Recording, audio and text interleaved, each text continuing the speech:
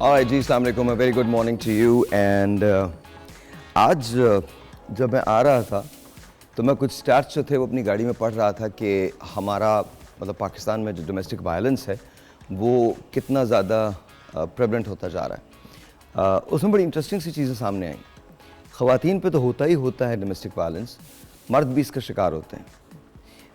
अच्छा, जाहिर है ये पूरी दुनिया के अंदर है, हर जगह है, मर्द भी इसका शिकार हो सकते हैं, ख़वातीन भी शिकार हो सकती हैं। वायलेंस किसी भी सूरत में हो बुरा होता है, वो इमोशनल अब्यूज़ हो, फिज़िकल अब्यूज़ हो या मेंटल अब्यूज़ हो, कोई भी अब्यूज़ हो, अब्यूज़ किसी भी शक्ल में हो बुरी होती है।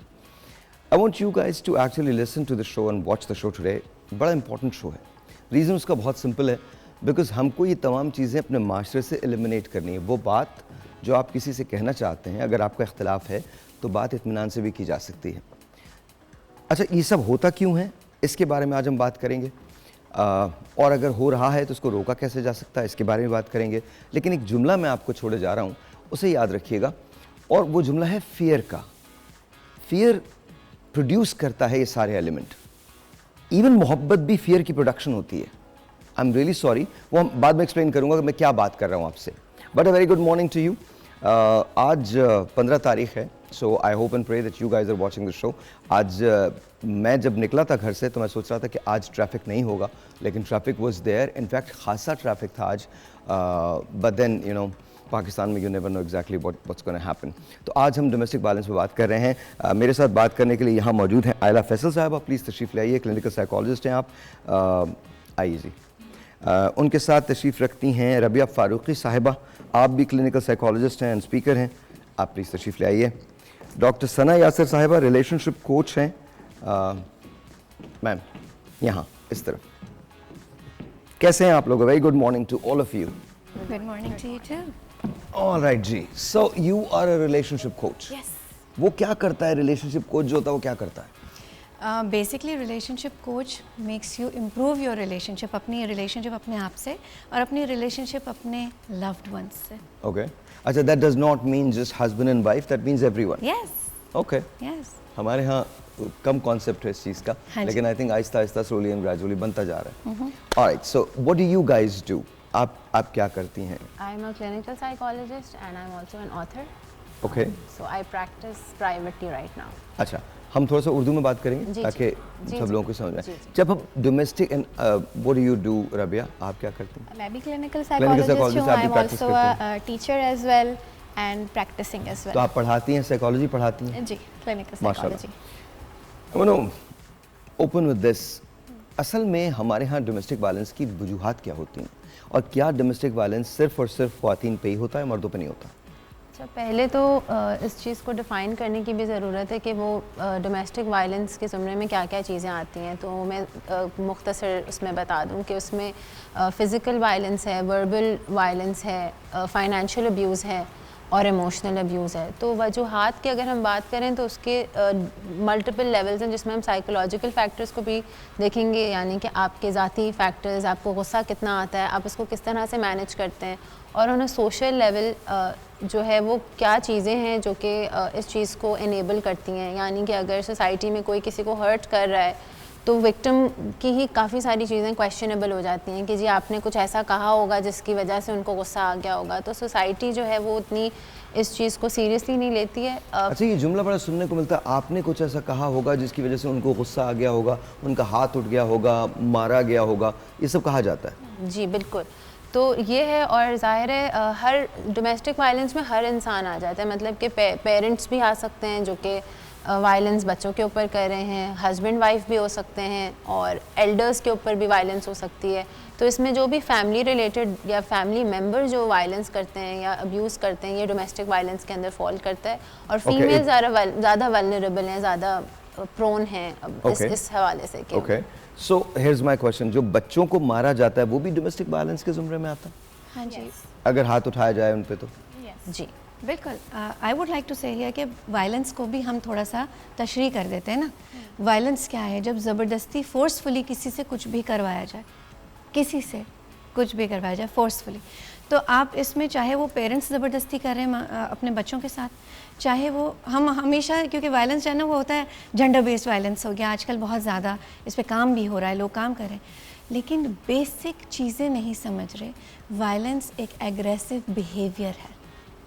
अगर हम बिहेवियर को समझ लें और बिहेवियर पे काम कर लें तो बहुत सी चीज़ें आसान भी हो जाएंगी और उनको कंट्रोल करना, मैनेज करना बहुत आसान हो जाएगा। तो जो टीचर्स मारते हैं या जो टीचर्स कभी कभी पनिशमेंट देते हैं तो वो भी डोमेस्टिक वायलेंस के ज़ुमरे में आता है। जब हम डोमेस्टिक कह रहे हैं तो हम ज़्यादातर घर की बात कर रहे हैं घर और की क्लोज बात कर रहे हैं। फैमिली की बात कर रहे हैं, करीबी वो लोग जो एक साथ रहते हैं। ओके ओके, जी कुछ कहना चाहती हैं? हाँ, यही कि डोमेस्टिक वायलेंस में जो घर के रिश्ते हैं आपके वो आते हैं। और एक फैक्टर और है, जैसे आयला ने हाईलाइट किए, इसका हॉलो देख लीजिए, दोनों माइक्स का, इनका भी तीनों का हॉलो देख लीजिए जी प्लीज। लैक ऑफ अकाउंटेबिलिटी भी एक फैक्टर है जो कि इसको मेंटेन करता है वायलेंट बिहेवियर को, कि अगर कोई वायलेंट हो रहा है और उसके कोई कॉन्सिक्वेंसेस वो फेस नहीं कर रहा तो चांसेस आर कि वो मज़ीद उस बिहेवियर को प्रोड्यूस करेंगे और जो उनको ऑब्जर्व कर रहे हैं वो भी ये सीखेंगे कि अच्छा जी हमारे मुल्क में बड़ा 75 आसान साल में किसने कॉन्सिक्वेंस फेस किया? Yes. पूरे मुल्क का बेड़ा गर्क कर दिया आपने, कॉन्सिक्वेंस फेस नहीं किया।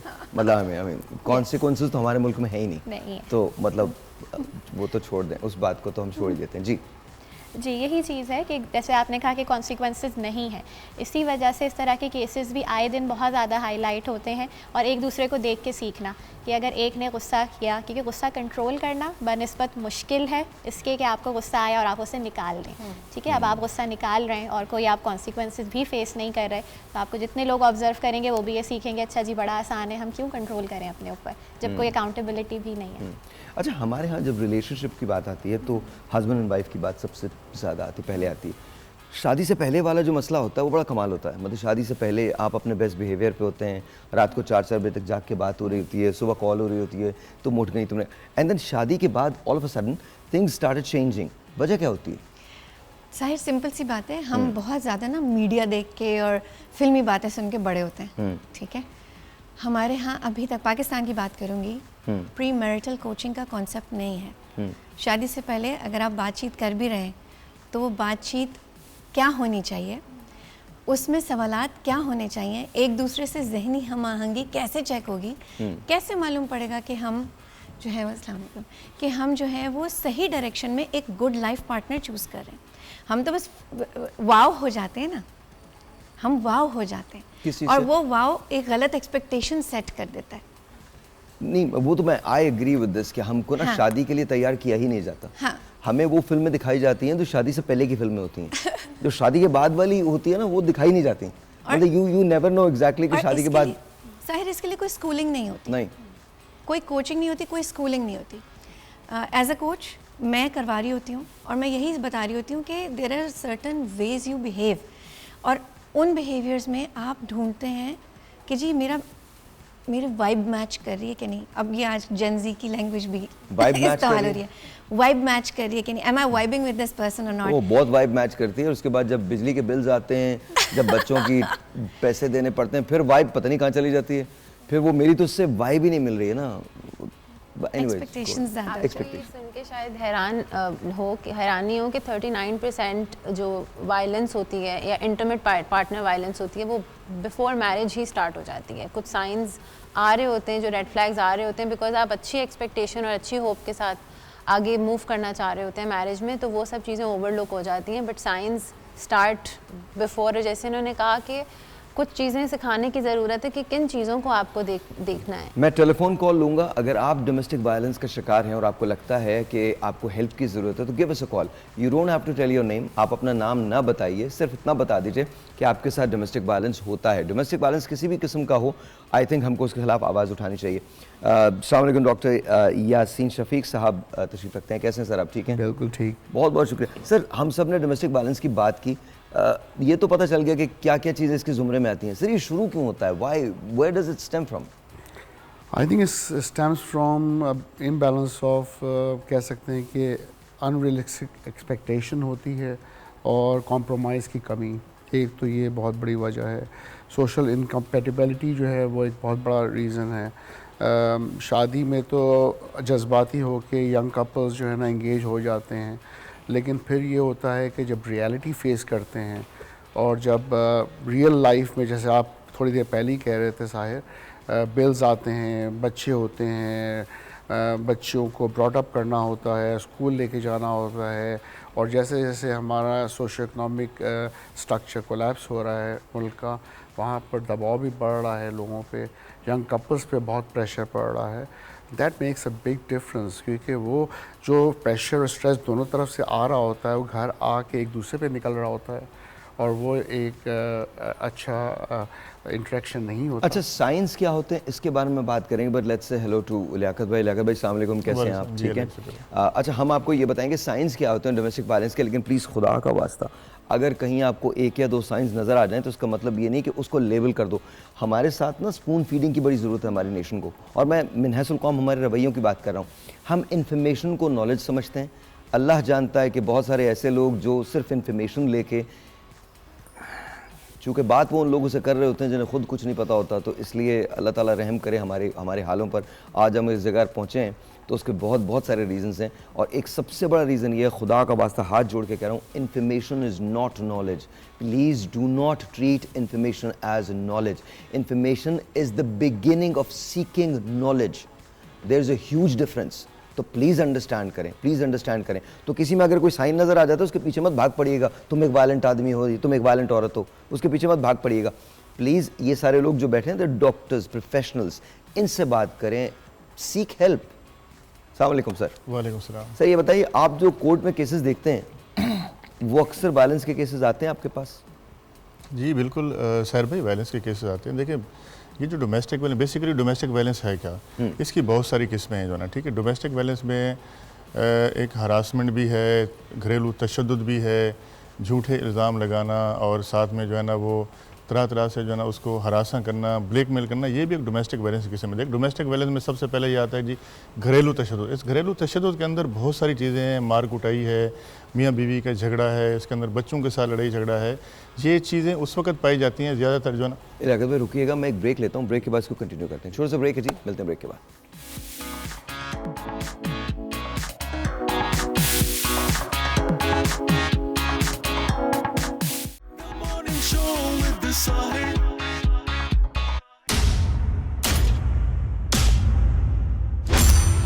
घरेलू तशद्दुद एक संगीन मसला है जो न सिर्फ मुतासर अफराद की जिस्मानी सेहत बल्कि उनकी जहनी और जज्बाती सेहत पर भी गहरे असरात डालता है। इसके नतीजे में खौफ, बेचैनी, डिप्रेशन और खुद एतमादी की कमी जैसे मसाइल पैदा हो सकते हैं। बच्चों पर भी इसके मनफी असरात मुरतब होते हैं, जिनमें तालीमी कारकर्दगी में कमी, जज्बाती अदम इस्तेकाम और समाजी मसाइल शामिल है। घरेलू तशद्दुद के शिकार अफराद को फौरी मदद और सपोर्ट फराहम करना इंतहाई जरूरी है ताकि वो इस मुश्किल सूरत हाल से निकल सके और अपनी जिंदगी को दोबारा मामूल पर ला सके।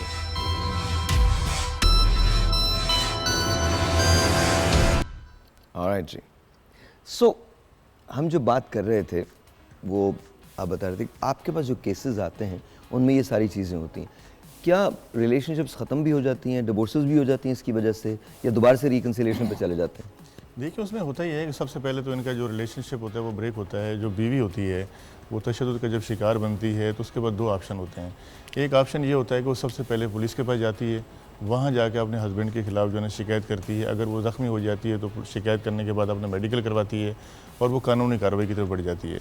कुछ ख़वातीन ऐसी होती हैं जिनको ज़्यादा तशद्दुद का शिकार नहीं होती, लेकिन वो कोशिश करती हैं कि अपनी फैमिली के पास वापस जाती हैं और वहाँ जाके माँ बाप की जो है ना फैमिली सपोर्ट लेती हैं, और उनके ज़रिए जो है ना बाज़-औक़ात तो वो दोनों फैमिलीज़ के भी झगड़े हो जाते हैं। दूसरी फैमिली को जब पता चलता है कि हमारी बच्ची वहाँ से पिट के आई है या मार खा के आई है, तो वो जाके उसको दूसरी फैमिली पर अटैक भी जाके करते हैं और झगड़ा बढ़ जाता है।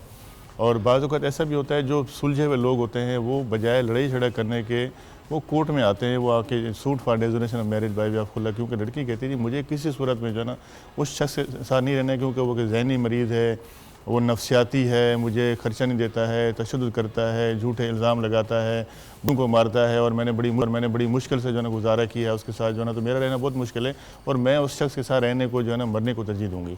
फिर वहाँ से जो है ना लिटिगेशन स्टार्ट हो जाती है। फिर जब खुला का केस दाखिल होता है तो अदालत जो है दूसरी पार्टी को बुलाती है, उसको नोटिस करती है। मीनवाइल अगर बच्चे माँ के पास होते हैं तो बाप फिर गार्डियनशिप की तरफ से चला जाता है, गार्डियन वार्ड के केस फाइल करता है, जी मेरे बच्चों से मेरी मीटिंग करवाई जाए। एक ना ख़त्म होने वाला सिलसिला जो है ना शुरू हो जाता है। और दोनों जो है अदालतों के जो है चक्कर काटते हैं, और बीच में जो नुकसान होता है वो सबसे ज़्यादा बच्चों का होता है, और दोनों ख़ानदानों में एक दरार पड़ जाती है, दोनों ख़ानदानों में एक दुश्मनी पैदा हो जाती है। ये लिटिगेशन के सिलसिला जो है ना सालों साल चलता है। जो है ये जो है ना एक डोमेस्टिक वायलेंस की जो है एक किस्म है। कुछ ऐसे भी केसेस होते हैं कि जहाँ पे हम देखते हैं कि हस्बैंड जो है वो रियलाइज़ करता है, या उसकी जो फैमिली होती है वो उसको रियलाइज़ करके वो कोशिश करते हैं कि रिकनसाइल करने की, कि हमारी रिकन्सिलिएशन हो जाए, और वो वहाँ पे आके फिर जो है उनकी एक फैमिली सेटलमेंट डीड बनती है, दोनों बैठ के कंप्रोमाइज़ करते हैं जी, जो लड़की के जो मुतालबात हैं वो हम मानने को तैयार हैं, और लड़का जो है ना आइंदा दोबारा इस तरह की कोई हरकत जो है ना नहीं करेगा। अगर वो करेगा तो जो है ना उसकी बाकायदा गारंटी ली जाती है। लेकिन ये वाक़यात हमने देखा कि अगर एक दफ़ा जब ये सिलसिला शुरू हो जाता है, कभी रुकने का नाम नहीं लेता जो ना।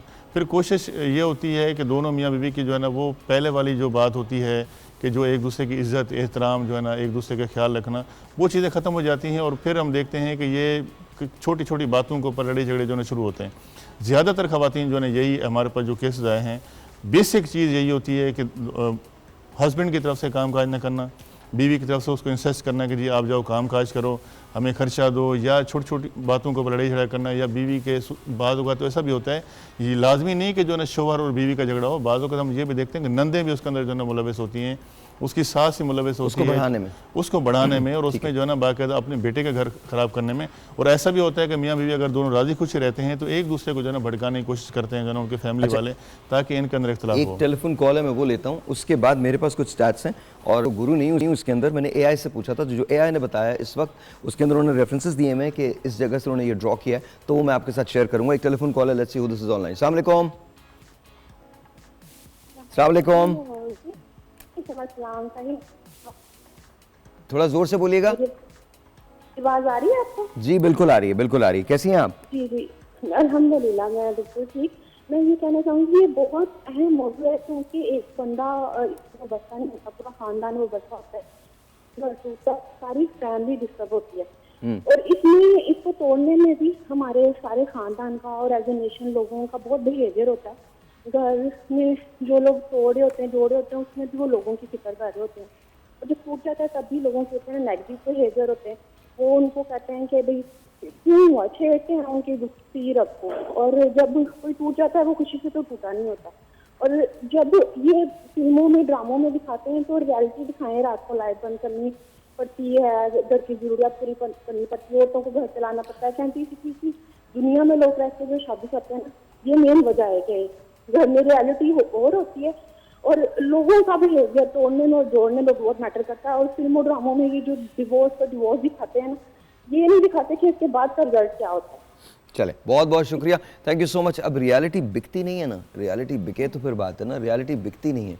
रियलिटी में कहाँ आप बेचेंगी रियलिटी को, जहाँ जब आप सुबह सो के उठें तो मतलब आप वैसे नहीं लगते जैसे फिल्मों में लग रहे होते हैं या ड्रामों के अंदर लग रहे होते हैं, जहाँ वो बाल नहीं उड़ते, वो हवाएं नहीं चलती, वो घंटियाँ नहीं बजती, वो शायरी नहीं होती, वो पीछे से वो नहीं लगता, और आप लोग बैठ के आप उसी को देखते हैं। ये भी तो मान लेना, ये हम सब उसी को देख रहे होते हैं। आज मैं पाकिस्तान में बेतहाशा से ड्रामे गए हैं, हम सफ़र से लेकर इश्क मुर्शद तक, अगर वो सब रियलिटीज़ दिखाते तो डू यू थिंक कि वो ड्रामे कामयाब होते? वो ड्रामे कामयाब नहीं होते। कौन बात करना चाहता है कि पाकिस्तान के अंदर प्याज पानी जो है वो ख़त्म हो जाएगा? कौन बात करना चाहता है? कौन बात करना चाहता है कि आपके लिए अभी जो री इलेक्शंस इनके हो रहे हैं, अमेरिका के जो इलेक्शंस हो रहे हैं अमेरिका के, उसके बाद आप पे एक प्रॉब्लम आने वाली है? कौन बात करना चाहता है? No one wants to talk about it. कौन बात करना चाहता है? ड्रामों के अंदर आप IMF को दिखा सकते हैं, आप नहीं दिखा सकते। Who is going to watch it? No one is going to watch it. हमको एक्सेप्ट करना पड़ेगा कि हम अपने मेयारों में हिपोक्रेसी का शिकार हैं। I will tell you why. क्यों? अमेरिका को दबा के गालियां दे जी, सारे मिल के गालियां देते हैं, स्पेशली हमारी वो जमातें जो अमेरिका हेट टिकट पे इलेक्शंस में कामयाब होती हैं, ठीक है, दबा के गालियां देते हैं। कल आप वीजा खोल दें, देखें क्या होता है। जाके उनके खाते खोलें उन जमातों के जो अमेरिका को गालियां दे रही होती हैं, असल फंडिंग आती कहां से? ये आप KFC को बॉयकॉट कर रहे हो, करो, बिल्कुल करो, पर हियर्स माय क्वेश्चन, IMF को बॉयकॉट किया है? तो हमारी तो हिपोक्रेसी का तो मेयार ही दूसरा है। हम तो एक ऐसी जगह पे हैं एज ए नेशन, आप कटरीना कैफ को मुख्तसर कपड़ों में देख सकते हैं और कुछ नहीं कहेंगे। लेकिन ऑल ऑफ अ सडन अगर कहीं से किसी का दुपट्टा भी इधर हो गया है और किसी एथिक या ब्रिगेड पेट्रोल अचानक से उसमें एक्टिव हो गई है तो आपने उसका बेड़ा आपको इस बात की कोई परवाह नहीं है कि आपकी किस एडिटिंग की वजह से, किस बकवास की वजह से, किस फैमिली का क्या घर तबाह होता है, किसकी इज्जत खराब होती है. Don't care about that. You care about किसी ने आपको सिखा दिया है कि जी इस व्यू पे पैसा आएगा तो पैसा आता है. चलिए जी हम बात करते हैं व्यूज की. सॉरी मतलब कि क्या है बताया ये गया है, ये एआई की इंफॉर्मेशन है, ह्यूमन राइट्स इसकी सोर्स है. 70 से 80% खवातीन फिजिकल एक्सपीरियंस, इमोशनल अब्यूज़ और सेक्सुअल अब्यूज़ जो है वो अपने हस्बैंड या फैमिली मेम्बर्स के हाथों उससे गुजरती हैं. 70 से 80%, ये बहुत बड़ा नंबर है. और इसमें एज भी ऐड कर दें Sahir, 15 to 49. 15 to years 40 to अच्छा. 49 years of age. ये बड़ी जो मैं बताने जा रहा हूँ ये बड़ी अजीब सी बात है. 1 out of 3 women physical violence का शिकार होती हैं. 1 out of 5 women sexual violence का शिकार होती हैं. ये डेमोग्राफिक है, सर्वे है 2017-18 का डेमोग्राफिक एंड हेल्थ सर्वे. उसने कहा है 5 to 600 women are killed by their families or husbands every year. 500 से 600 खवातीन मार दी जाती हैं. Pakistan institute of development economics उनका ये बताया गया है. ठीक है जी. अच्छा, इसके जो रीजंस होते हैं वो हम आपसे पूछेंगे. इसके बाद मैंने कहा मैं जरा देखूं मर्दों का क्या होता है. 12% 2019 में सर्वे हुआ पाकिस्तान ब्यूरो ऑफ स्टैट्स, उन्होंने ये सर्वे किया. 12% मर्द जो हैं वो फिजिकल वायलेंस का शिकार होते हैं. 15% मर्द जो हैं वो इमोशनल वायलेंस का शिकार होते हैं. 5% जो हैं वो सेक्सुअल वायलेंस का शिकार होते हैं. बहुत सारे स्टिग्मास इससे अटैच हैं, लेकिन ये हमारे स्टैट्स हैं. ये बहुत अंडर रिपोर्टेड है साहिर. Exactly. ये बहुत अंडर रिपोर्टेड है. I will also add one more start to it. 1 in 10 women, 10 में से एक औरत प्रेगनेंसी में भी वायलेंस का शिकार होती है. ये भी ऐड कीजिए. अंडर रिपोर्टेड नहीं है ये, तो मुझे लगता है कि ये तो दिस इज क्रेजी. 1 out इससे of 3. कहीं ज्यादा एक्चुअल जो आपकी रियलिटी है वो इससे कहीं ज्यादा बुरी है. मुझे ब्रेक लेना, ब्रेक के बाद. खैर अब I am hoping and I am really hoping कि ये ठीक हो, क्योंकि यही इतना बुरा है. ये तो इतना बुरा है. जब आप कह रही हैं अंडर रिपोर्टेड है तो फिर तो मेरी तो सिट्टी गुम है. एक ब्रेक लेते हैं, ब्रेक के बाद.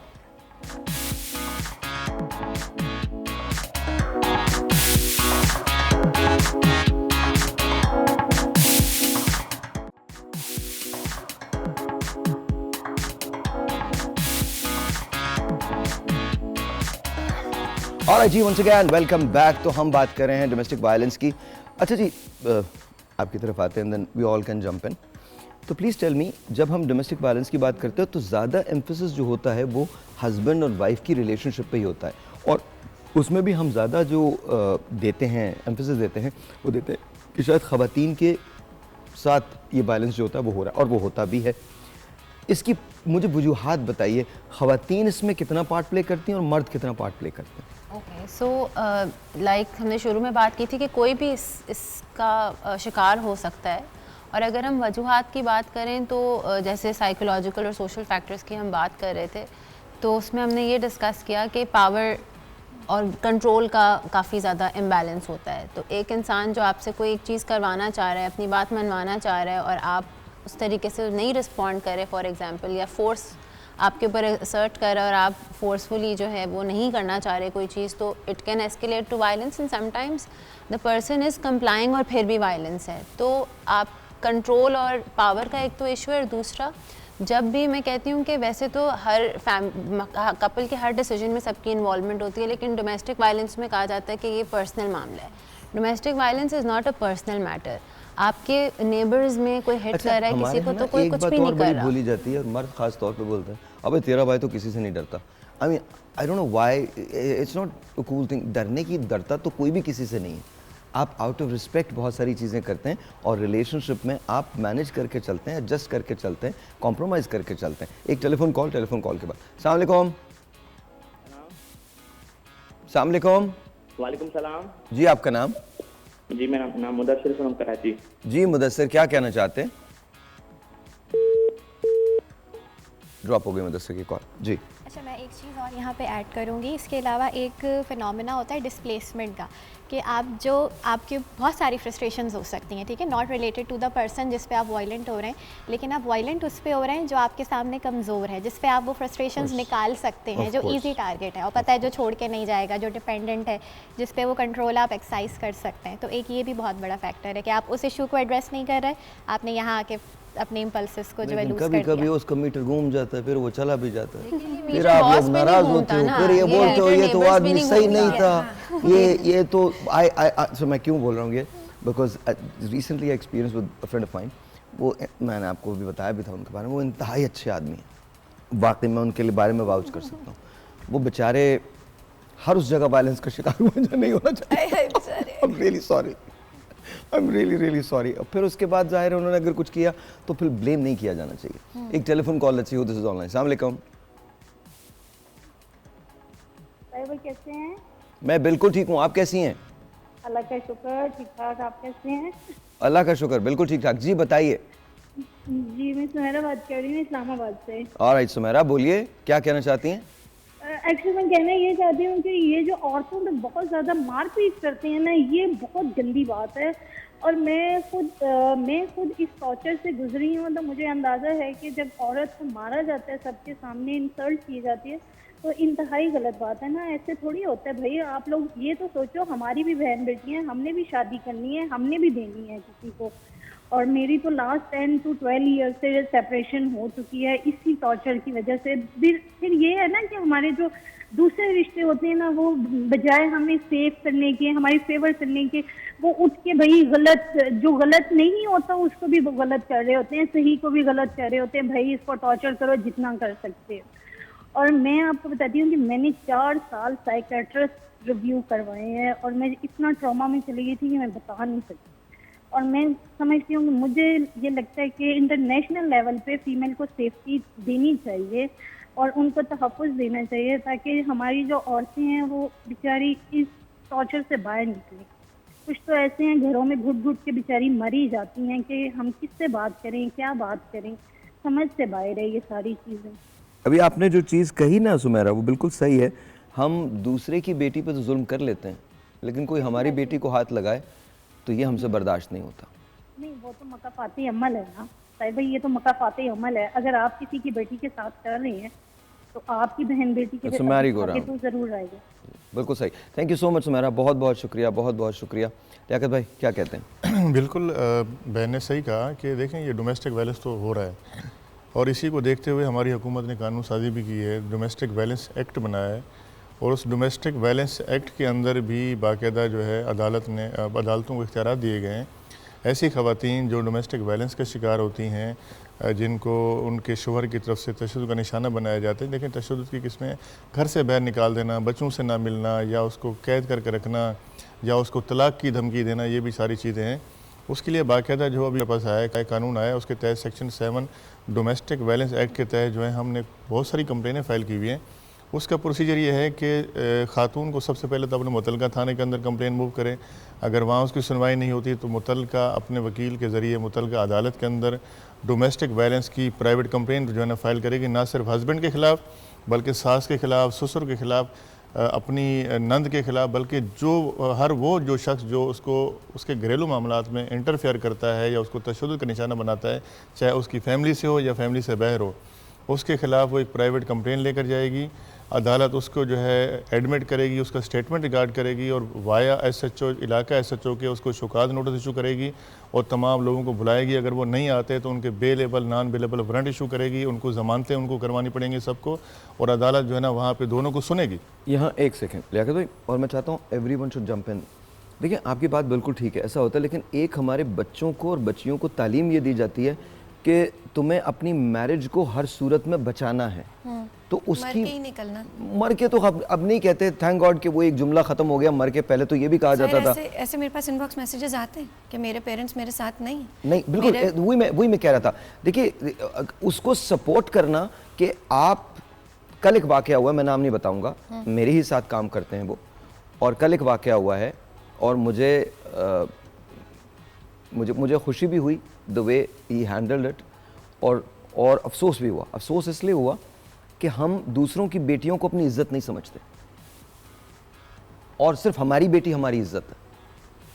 That's where things get wrong, you know. अच्छा, मेरा सवाल जो है वो वहीं पर उसी जगह में आ जाता हूँ कि मुझे बताइए, ये जो लोग कहते हैं ना कि जी वायलेंस हो भी रहा है, बच्ची पिट भी रही है, बीवी पिट भी रही है, लेकिन इसके बावजूद आप कहते हैं नहीं जी नहीं निकल सकती। अच्छा, फिर बेटियों को जब आप मारते हैं ना तो वही बेटी एक्सपेक्ट यही करती है कि उसकी जाके वहाँ पे पिटाई होनी। फिर जब बेटों के सामने मारा जाता है तो बेटा ये समझता है कि नहीं जी हाथ उठाना बिल्कुल ठीक है, मैं हाथ उठा। तो हमारी तरबियत में कहीं ना कहीं फुकदान ज़रूर है। एक चीज़ तो तरबियत है, आप बिल्कुल सही कह रहे हैं तरबियत में। और दूसरा एंगल ये भी है कि स्टैटिस्टिकली देखें तो 35% of people who are abusers जो कि डोमेस्टिक वायलेंस करते हैं उनके साथ कोई ना कोई मेंटल हेल्थ इश्यूज़ होते हैं। स्टैटिस्टिकली कहते हैं कि 50% जो डोमेस्टिक वायलेंस में इन्वॉल्व होते हैं, सब्सटेंस अब्यूज़ इन्वॉल्व होता है, पर्सनालिटी डिसऑर्डर इन्वॉल्व होता है, कहीं ना कहीं कोई ना कोई मेंटल हेल्थ इश्यूज़ होते हैं। और यहाँ अवेयरनेस की ये भी कमी है कि डोमेस्टिक वायलेंस को हम लेके चल रहे हैं ये सोचते हुए कि दो नॉर्मल लोग हैं और बाकी डायनेमिक्स भी हैं जिसकी वजह से शायद डोमेस्टिक वायलेंस हो रहा है, लेकिन क्या हम वो एक्सक्लूड करते हैं कि क्या इनको साइकाइट्रिस्ट को या साइकोलॉजिस्ट को दिखाने की अच्छा, मैं अगली ब्रेक में जब आऊँगा तो आप लोगों से बात करूँगा। Will start with you. मुझे बताइएगा कि क्या दूसरे लोग इसमें फैक्टर अपना अदा करते हैं, कोई वजह बनते हैं डोमेस्टिक वायलेंस की, उसको शुरू करने में या उसको ख़त्म करने में? ब्रेक के बाद।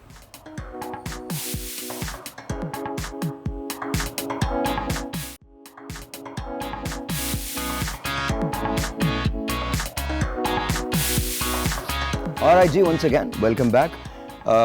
अच्छा, आप हमें कॉल कर सकते हैं अगर आपके साथ कोई ऐसा हादसा हुआ जहां आपको ऐसा लगता है कि आपको हमसे बात करने की ज़रूरत है।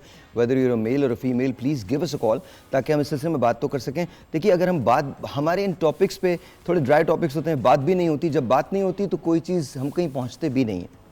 तो अगेन दूसरे लोग जो हैं, जो मुताल्लिका लोग होते हैं आपस में, वो क्या किरदार अदा करते हैं इसमें?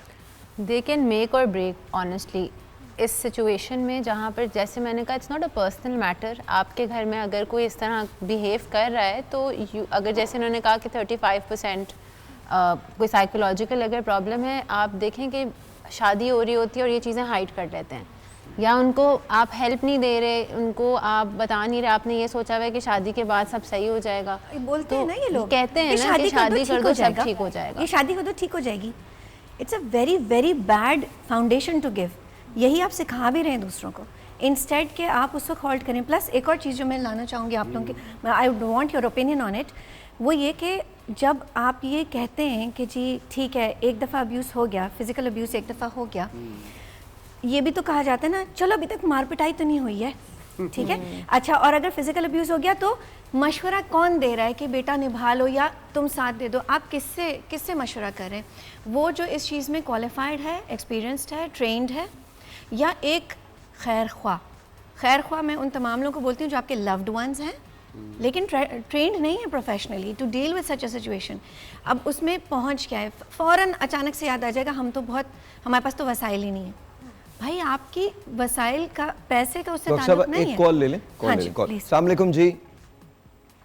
अस्सलाम वालेकुम। हेलो जी, आवाज़ आ रही है? जी जी बिल्कुल आ रही है। कैसी हैं आप? जी मैं ठीक हूँ, किरण बात। जी किरण, कहिए क्या कहना चाहती हूँ?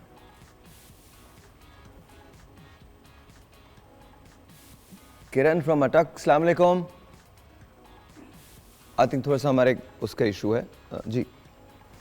हाँ, तो मैं बात यही कर रही थी कि जब हम किसी को भी सुनते हैं, मेरे पास अक्सर इनबॉक्स मैसेज आते हैं, सेकंड चांस कब देना चाहिए? आप बताइए, सेकंड चांस कब देना चाहिए?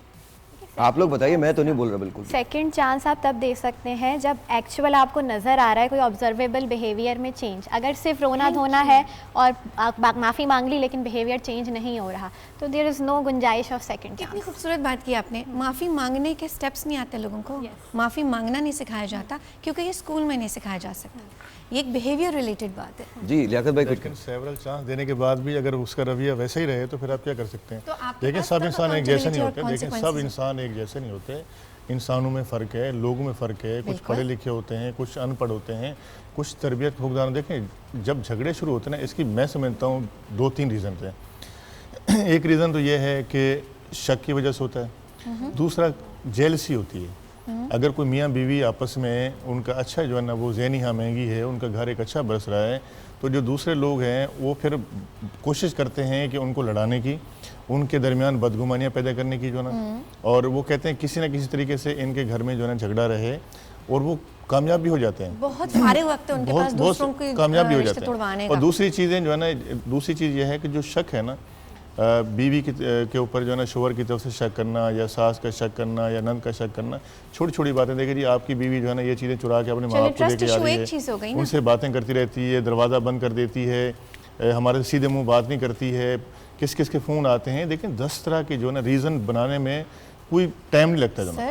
यही सबसे बड़ा जो है ना वो घर का बिगाड़ भी होता है, और डोमेस्टिक वायलेंस भी यहीं से स्टार्ट होता है। हम इसी पे बात करेंगे कि रीजंस क्या होते हैं। जी अस्सलाम वालेकुम। वालेकुम अस्सलाम। जी आपका नाम? जी मैं किरण बात कर रही हूँ नाटक से। जी किरण बोलिए। जी मैं ये कहना चाहती हूँ कि ये जो मेंटल टॉर्चर आजकल ज्यादा मतलब करते हैं ना हमारे खातन को, इससे बात कर रहे हैं मेंटली टॉर्चर। क्या? I am sorry, I could not understand you. मुझे आपकी आवाज़ सुनाई नहीं दे रही प्रॉपर्ली, बताइएगा क्या कह रही हैं आप? मैंने कहा मेंटली टॉर्चर पे थोड़ा सा डिस्कस कर दें, मेंटली टॉर्चर पे जो आजकल मेंटल टॉर्चर जो होता है, ऑफ कोर्स माइंड गेम्स जो खेलते हैं। ओके जी, और उसके अलावा आप मुझे अपनी आवाज में सॉन्ग सुना दें। मैं songs thank you very much. मैं कोशिश करता हूँ। मैं आज थैंक यू किरण, मैं ज़रूर सुना दूँगा। सर जो स्टेटिस्टिक रीजंस हैं उसमें जो आपके पास चीज़ें आती हैं ना वो छोटी सी फ्रस्ट्रेशन से स्टार्ट हो रही होती हैं। इन्फ्लेशन के बाद से हमारे यहाँ का जो माइंडसेट है वो ये भी है कि जी एक मर्द ही पूरी फैमिली को सपोर्ट करेगा। अब जब मेरे पास एक केस आया, फैमिली केस था, मैं बात उसमें मैं बात आपकी सुन रहा हूँ। देखें बात ये है, उसके अंदर क्या था, रीज़न क्या था कि जी हमारी बहू जो है ना खाना नहीं बना सकती है और घर में सोती रहती है, घर का ख्याल नहीं करती है। जबकि वो बच्ची, जब उसकी हमने मालूमात की तो पता चला कि वो गलत कह रहे थे। वो बच्ची जो है अपने पूरे घर का काम उससे करवाते थे और साथ साथ उसको मारपीट भी अलग करते थे जो ना। लेकिन क्या था, उनको रीज़न था कि इस तरीके से उस बच्ची को भगाना था कि वो जी हमें पसंद नहीं है, उसकी लड़के की वालदा को पसंद नहीं थी, वो चाहते थे कि इस तरीके से इनका रिश्ता ब्रेक हो जाए और मैं बेटे की दूसरी शादी करूँगा। देखिए ये रीज़न भी होते हैं। आप लोगों के पास, मेरा तो मकसद कहने का ये है कि जब लिटिगेशन शुरू हो गई तो मामला बर्बाद हो चुका है, ठीक है। मैं तो इससे पहले की बात कर रही हूँ ना, मैं तो मेरा सवाल जो है वो ये, मेरा सवाल ये नहीं, एक जैसे अक्सर मैंने सुना है कि सास जो है वो बहुत बड़ा किरदार अदा करती है, जो नंद है वो एक बहुत बड़ा किरदार अदा करती है, भावत जो है वो बहुत बड़ा किरदार अदा करती है। देखिए सॉरी, मैं कुछ कहना चाह रहा हूँ। देखिए कोई भी रिलेशनशिप जो है ना हस्बैंड वाइफ की जो है, उसके बहुत से फैक्टर्स होते हैं, लेकिन 3 बेसिक फाउंडेशन होती है: कम्युनिकेशन, रोल्स एंड बाउंड्रीज। ये 3 पे जो है ना सारे कुछ घूम रहा होता है। अगर आप कम्युनिकेशन देख रहे हैं तो आजकल कम्युनिकेशन हस्बैंड टू हस्बैंड के बजाय हस्बैंड टू स्मार्टफोन या सोशल मीडिया या दूसरी तरफ है। हस्बैंड वाइफ का कम्युनिकेशन कितना है, और जितना इनकी कम्युनिकेशन में गैप आएगा उतनी ज़्यादा उनकी मिसअंडरस्टैंडिंग्स बढ़ेंगी। एक तो ये सर 50 साल के बाद ये जिसको हम मैरिज कहते हैं, I am really unfortunately it will not exist.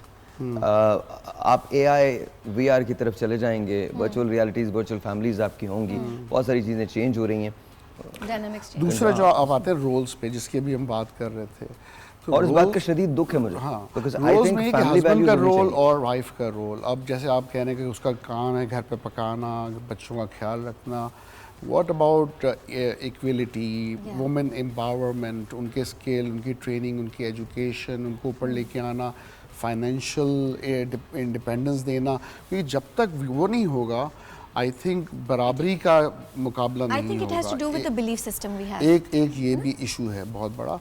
फिर देखा जाए तो तीसरा है बाउंड्रीज़ का, जहाँ पे सास और दूसरे लोग जो फैमिली के इंटरफेयर करते हैं।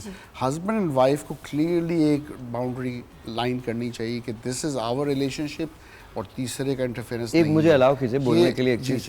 जहाँ आप ये कहते हैं ना कि ये प्री मैरिटल काउंसलिंग होनी चाहिए हस्बैंड एंड वाइफ की, वहाँ प्री मैरिटल काउंसलिंग होनी चाहिए फैमिली की भी। सास को भी इसकी भी जाहिर बताना अगर चाहिए। हस्बैंड और वाइफ की प्री मैरिटल मतलब एंगेज्ड लोगों की अगर हम बात करें, उनको अगर ये अंदाज़ा हो जाए ना कि बाउंड्री बनाते कैसे हैं, तो कभी भी सास बहू कोई झगड़े वाले मसले नहीं होंगे, तो क्योंकि डॉक्टर वो साहब अब बात बाउंड्री लेकर निकलेगी तो चुके फिर हैं। दूर तलक जाएगी। मैं तो हमेशा बेकार की बातें ये सारी ना बहुत अच्छी बातें हैं, किताबों में बड़ी अच्छी लगती हैं, बहुत बड़ी अच्छी लगती नहीं, जो हैं। लोग हम सारे practice बैठ कर के ना रहे हैं किताब ना। देखें, प्रैक्टिकल लाइफ के अंदर गलत रीजंस की वजह से आप शादियां कर रहे होते हैं। मतलब मैं आपको Exactly. सच बता रहा हूँ, आपके रीजंस ठीक नहीं होते। आप शादी करते हैं, आप बच्ची को ये बताते हैं ये तुम्हारा पालने वाला है। नो नो, बिल्कुल नहीं। पालने वाला रब है और आपने काम करना है। आप जिंदगी में अगर, और वो चाहे मर्दों के लिए औरतों के लिए, अगर मर्द देखिए, खवातीन उनके पास एक फैक्ट शीट होती है, मर्दों के पास भी होती है। हम बकवास करते हैं जब कहते हैं ना कि हम नहीं देखते कुछ भी, नहीं, सब झूठ देखना बोलते हैं। चाहिए, मर्द भी देखते हैं, खवातीन भी देखती हैं। ये ऐसा कुछ नहीं है, ये फैक्ट शीट जो और होती ये है ना, teamwork से होगा, साहिर। ये नहीं, मैं कुछ और बात कर रहा हूं। ये जो चेकलिस्ट होती है ना कि जी कौन हमारी आइडियल Checklist बीवी है, बकवास है, और नहीं, checklist- लेकिन एग्जिस्ट करती है ना, ये एग्जिस्ट करती है। ये बाकायदा ऐसे मार्क्स लगते हैं, टिक मार्क्स लगते हैं, इसकी शक्ल अच्छी है, ये अच्छा बनाती है। एक हैरत अंगेज बात, नहीं मैं तो आप बिल्कुल ठीक कह देखें, रहे हैं, एक मुझे शुक्र आप कह रहे एक हैं। मुझे बात समझाएं सर, ये मुझे बात आज तक समझ में नहीं आई। पहले आप बेगम को काम नहीं करवाना चाहते, फिर बेगम काम करना जब शुरू कर देती हैं तो जब तक वो मर नहीं जाती उनसे आप काम छुड़वाते नहीं हैं। पता नहीं, आई डोंट अंडरस्टैंड। भाई हर शख्स को जीने दो। ख्वातीन इस माशरे का उतना ही अहम जुज़्व हैं जितने आप हैं, और इसमें ज़्यादातर blame, I am really sorry but मैं ख्वातीन को ही दूंगा। तरबियत में जब आप मर्दों और औरतों में डिफरेंस पैदा करेंगे, जब आप बेटे और बेटी में डिफरेंस पैदा करेंगी, तो ये चीज़ वहाँ सिस्टम होती है। आप अपनी बेटी को भी वही सारी अथॉरिटीज़ दें जो आप अपने बेटे को दे रही हैं। एक टेलीफोन कॉल के बाद। अस्सलाम वालेकुम जी। अस्सलाम वालेकुम। जी अस्सलाम वालेकुम। अस्सलाम वालेकुम। आपका नाम? मेरा नाम तस्लीम। जी, क्या कहना चाहती हैं? क्या कहना चाहती हैं आप? आज का जो टॉपिक है बहुत ही अच्छा है, ये घरेलू के हवाले से जो भी है, लेकिन ये बात है कि मैं अपने घर की बात थोड़ी सी करती हूँ। मेरी शादी को 13 साल हो गए, लेकिन 13 सालों में मैंने एक माँ भी कहे ना कि हक से किसी के साथ गुजारा है, वो नहीं मेरे साथ है। मैं बहुत टेंशन में रहती हूँ, डिप्रेशन में रहती हूँ, समझ नहीं आती। जो शोहर है वो भी बस जिसका है उसका ही है, जिसका बेटा है उसका ही है। लेकिन मेरे बच्चे की तरबियत में अपनी बहुत कोशिश करती हूँ कि अच्छी हो। बच्ची मेरी हिफाजत कर रही है, बच्चे स्कूल जा रहे हैं, लेकिन हमारे घर का माहौल इस तरह का है कि बस कोई अच्छा भी इंसान आए ना वो खराब हो जाता है। तो ये मेरी जो सास है, जिठानी है, नंद है, बच्ची है, छोटी मेरी 8 माह की बच्ची है, ये देखने के उसको कोई देख कभी नहीं राजी होता। तो इतनी मुझे टेंशन होती है, लेकिन हमारे घर में बोलता नहीं है कि करना है जो, वो जादू टूने से सारा काम होता है। जादू तो टोने इसकी से? वजह से काम होता है। जादू टोने से क्या काम होता है? यही कि किसी को बस चारपाई पे लेटाना है, इसको कुछ कहना नहीं, बोलना नहीं, कुछ नहीं करना, बस ये जो है ना बस अपने आप पर ही रहे, ज़हनी मरीज़ी। अच्छा तस्लीम, आप ना मेरे रेडियो प्रोग्राम सुनिएगा आज रात को 8 बजे 107.4, मुझे पता नहीं गुजरांवाला में आता है नहीं आता, 107.4 पे आता है, नेट पे भी आप उसको सुन सकती हैं। प्लीज़ अंडरस्टैंड करें कि दुनिया का कोई जादू किसी को पलंग पे नहीं लिटा सकता, सब थर्ड क्लास बातें। प्लीज़ अंडरस्टैंड, मैं मेरी बात सुने, मेरी सुन लीजिए। आई अंडरस्टैंड कि आपको डोमेस्टिक बहुत प्रॉब्लम्स हैं, सब कुछ है, ये आई अंडरस्टैंड, ये यहाँ तक आपकी बात बिल्कुल हक बजाने पे और दुरुस्त है। और शायद वो जादू की कोशिश भी करती होंगी, लेकिन अपने जहन से इस वहम को निकाल दें कि उस जादू की वजह से ये हो रहा है। आप अपने जहन को बिल्कुल ठंडा रखिए, काम रखिए, अपने बच्चों की तरबियत पे फोकस करें और आहिस्ता आहिस्ता स्लोली ग्रेजुअली अपने अमल के अंदर थोड़ी सी चेंजेस लेके आएँ, थोड़ा सा खुद पुख्ता हों। आई नो मेरे लिए कहना बहुत आसान है, आप जिस चीज़ से गुजर रही हैं वो चीज़ बहुत मुश्किल होगी, और अगर हो सके तो किसी प्रोफेशनल से बात कीजिए, जिसके अंदर डॉक्टर्स आते हैं, जिसके अंदर साइकोलॉजिस्ट आते हैं, उनसे बात करें। गुजरांवाला बड़ा शहर है, वहाँ पर आपको कोई ना कोई ज़रूर मिल जाएगा, लेकिन अपनी आवाज़ में अपनी आवाज़ को दुनिया को सुनवाइए, कम से कम किसी में जाके कन्फाइड कीजिए, बात तो करें ना। अब तो ऑनलाइन कंसल्टेशंस भी हैं। जी ऑनलाइन भी कर सकती हैं, आप ऑनलाइन भी कर सकती हैं। हमारे घर में लौटने में शोहर के बगैर बाहर जाना, तो शोहर ने जहाँ करना वहाँ जाना बस। अच्छा, ठीक है, इतना स्मार्टफोन प्रेशर है हो कि सकता है। हम अकेली न कहीं बाहर नहीं जा सकते। अच्छा, जब भी जाना है शोहर के साथ जाना है, तो जब- कहीं भी जाना है। नहीं वो अच्छी बात इस है, वजह से वो गलत बात अच्छी नहीं है। बात है, लेकिन जब शोहर भी अपने ना समझे ना किसी की सुने तो फिर इंसान क्या करे? वैसे शोहर तो किसी का भी नहीं शोहर ही समझता। सुन ले ना बात है कम्युनिकेशन तो इफेक्टिव होना जरूरी है। बीवी जो है ना बहुत अच्छी जिंदगी गुजार सकती है। चलें चलें, बहुत बहुत शुक्रिया। तस्लीम का केस आप सबके सामने। What you guys want to say? Kiran, अस्सलाम वालेकुम जी, कैसी हैं आप? मैं बिल्कुल ठीक बहुत ठाक। शुक्रिया। अच्छा, मैं जो समझती हूँ कि बहुत सी ख़वातीन वी अंडरस्टैंड कि डोमेस्टिक वायलेंस के एक्सपीरियंस से गुजर रही होती हैं, उनके लिए मुश्किल हो जाता है, लेकिन वो विक्टिम रोल अपना लेती हैं।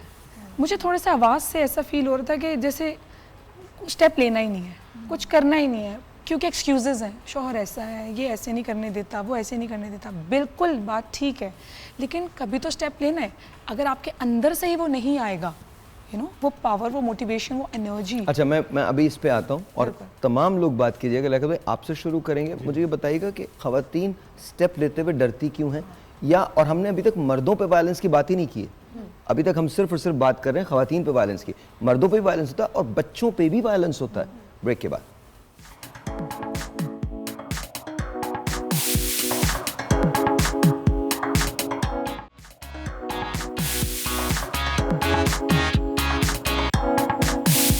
ऑलराइट जी, once again welcome back and of course हम डोमेस्टिक वायलेंस पे बात कर रहे हैं। जी लियाकत भाई, क्या कहते हैं? देखें, जिस तरह कहीं कहीं औरत मजलूम है, कहीं कहीं मर्द भी मजलूम है, उनकी भी शिकायतें आती हैं। और हम अच्छा, मर्दों की जो शिकायत आती है वो किस सिलसिले में आती है? देखें, ऐसा होता है कि ससुराल वाले ज्यादती करते हैं, उसकी बीवी को ले जाना, बच्चों को छीन लेना और बीवी को वापस ना भेजना, जिसकी वजह से मर्द भी जो है ना वो मुश्किलात का शिकार होते हैं। देखें, कहीं हम देखते हैं कि औरत मुश्किलात का शिकार होती है, कहीं मर्द भी होते हैं। उस सूरत में हम देख रहे होते हैं कि वो पहले तो अपनी पूरी कोशिश करते हैं कि किस तरीके से मामला हमारा हल हो जाए, रिकन्सिलिएशन हो जाए, बीवी से बात हो जाए या वापस आ जाए। लेकिन अगर ऐसा नहीं होता तो मर्द के पास भी फिर एक रेमेडी होती है, suit for restitution of conjugal rights की। वो फैमिली कोर्ट्स जो हमारी बनी हुई है उसके अंदर वो फिर आके दावा दायर करता है कि अदालत जो है मेरी बीवी को बुलाए यहाँ अदालत में और उसको पाबंद करे कि जो मेरे शरई हकूक़ हैं वो जो है ना उसको अदा करे। और उस सूरत में हम देखते हैं कि जब अगर बीवी उसके साथ रहना चाहती है और माँ बाप को उसको प्रेशर है तो हम देखते हैं कंप्रोमाइज़ भी हो जाता है और रिकन्सिलिएशन भी हो जाती है। जहाँ पे औरत का दिल नहीं होता, वो नहीं रहना चाहती या उसको बसना ही नहीं है उस घर में, उस सूरत में देखते हैं तो वो फिर खुला के लिए अप्रोच। लेकिन देखिए, अगर आप किसी को हर रोज़ मार रहे हैं, अगर आप किसी को हर दूसरे रोज़, अच्छा फिज़िकल अब्यूज़ के निशान चले जाते हैं, जो मेंटल अब्यूज़ है उसकी, ये इमोशनल अब्यूज़ है, उसके निशान नहीं जाते। अगर आप किसी को डिग्रेड कर रहे हैं, और हमारे यहाँ तो ये भी एक फिनोमेना ना, लियाकत भाई आप इसको ज़्यादा बेहतर तौर पे एक्सप्लेन कर सकेंगे कि हमारे यहाँ तो ये भी एक फिनोमेना है कि तुम मेरी बीवी हो तो मैंने तुम्हें ख़रीद लिया, तुमने हर वो काम करना जो मैंने। हम बेटी के साथ भी ये करते हैं। नहीं, ऐसा नहीं है। देखें, वो पहले वाली चीज़ें नहीं है। आज अवेयरनेस बहुत आ गई है, लोगों के अंदर शऊर है, लोग पढ़े लिखे हैं। आजकल सोशल मीडिया का दौर है, मीडिया का दौर है, लोगों के पास बाकायदा जो है ना मोबाइल के अंदर हर एक चीज़ की इन्फॉर्मेशन मौजूद होती है। वो पहले वाला दौर नहीं है। अब पहले ये बात होती थी कि तुम मेरी बीवी हो तो मैंने तुम्हें ख़रीद लिया। अब वो नहीं है। अब औरतों को अपने राइट्स पता हैं और मर्दों को भी पता है जो है ना। और क्विक एक्शन होता है। अगर किसी खातून के साथ हम देखते हैं कोई जुल्म ज़्यादती होती है तो हमारा कानून भी उसकी सपोर्ट करता है, और वो अगर किसी जगह अप्रोच करती है तो सब लोग उसकी सपोर्ट करते हैं। 70% औरतें प्रेफर करती हैं खुला। मर्दों से ज़्यादा डिवोर्स के केसेस में 70% औरतें आगे बढ़ती हैं और कहती हैं हमें खुला चाहिए। एक टेलीफोन कॉल अच्छी हो, दिस इज ऑनलाइन। अस्सलाम वालेकुम। Good morning Sahir. Good morning आया, कैसे हैं आप? बस अल्लाह का शुक्र है, और यकीन करें आज का पैनल बेहतरीन पैनल है आपका और बड़ा अच्छा मौजू है। मैं डॉक्टर शफीक यासीन साहब को स्पेशली सलाम करना चाहूंगा, क्योंकि ये जो इनका जो ट्रेनिंग है, बाकियों को भी कर दें, बाकियों ने क्या बिगाड़ा है? नहीं, बाकियों को इसलिए, बाकी भी मेरे लिए मौजूद है, लेकिन चूंकि शफीक यासीन से बात करने की जिस चैनल पे बात होती है, ये जब इनके ये जो मशवरा देते हैं ना, ये ह्यूमन साइकी को बहुत अच्छी तरह समझते हैं और बड़े बड़े धीमे अंदाज में बड़े तरीके से बात बताते हैं, सुनते भी हैं। मेरे दो सवाल हैं साहिर। सवाल एक तो ये है कि देखें, बात ये कि सिर्फ हम लोग क्या मोस्टली बात ये होती है कि सिर्फ औरतों पे तशद्दुद की बात हो, यकीनन होता होगा, ज्यादा होता है, लेकिन एक तशद्दुद होता है जो मर्दों पे होता है, मेंटल टेंशन दी जाती है। मेंटल टेंशन इतनी ज्यादा होती है कि लोग सुसाइड कर लेते हैं। इस बारे में कोई बात नहीं करता। पहली बात नहीं, हम आज करेंगे, थोड़ा सा डिबेट कीजिए, आज करेंगे हम।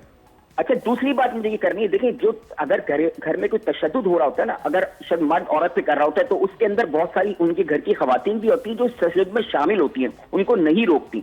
तो इस बारे में आप क्या कहेंगे कि वो लोग किस तरह शामिल हैं? वो लोग भी तो जिम्मेदार है ना, जो घर में तशद्दुद देख रहे हैं, रोक नहीं रहे वो लोग। This my question, thank you so much. Yes, thank you जी, बहुत बहुत शुक्रिया। एनीवन? लेकिन मर्द के सपोर्टर बहुत होते हैं ना, ये तो कह रहे हैं खवातीन जो है शामिल होती हैं मर्द के साथ, जो है ना अगर औरत उसके साथ ज्यादती कर रही होती है तो मर्द के सपोर्टर भी बहुत सारे होते हैं, जो ना आते हैं मर्द के बिल्कुल होते हैं, उसकी फैमिली के लोग सारे खड़े होते हैं। लेकिन बात यह है कि यहाँ ठीक है, हम मानते हैं कि मर्द के साथ भी होता है।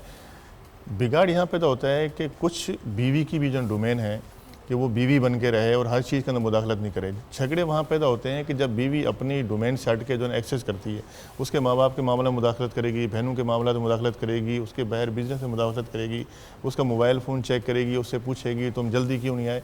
ऐसे ऐसे दोस्त भी हैं हमारे जो बताते हैं कि हमारी बीवी हर वक्त रात में रहती है, एक दिन का वो उसका बस चले उसको ट्रैकर लगा दे कि वो जो है ना कहाँ जा रहा है, किसके साथ बैठ रहा है, किससे बातचीत कर रहा है, उससे पूछती है तुम घर क्यों नहीं पहुंचे, हमारे दोस्तों को हार्ट अटैक भी हुआ है उसकी वजह से। ये चीजें भी तो देखें मर्द के साथ हो रही होती है ना। जो एक हमारे दोस्त इसमें एक भी डिफरेंट केसेस हाँ एग्जैक्टली, और मैं पॉइंट आउट करना चाहूँगी, आपकी ट्रैकर वाली बात मुझे बड़ी अच्छी लगी, ट्रैकर लगा दो। हर औरत की ना कंप्लेंट पहले ही होती है कि मुझे वक्त नहीं मिलता, मुझे वक्त नहीं देते, और इस वक्त के चक्कर में वो फिर ट्रैक करना शुरू करती है ये वक्त गुजार कहाँ रहे।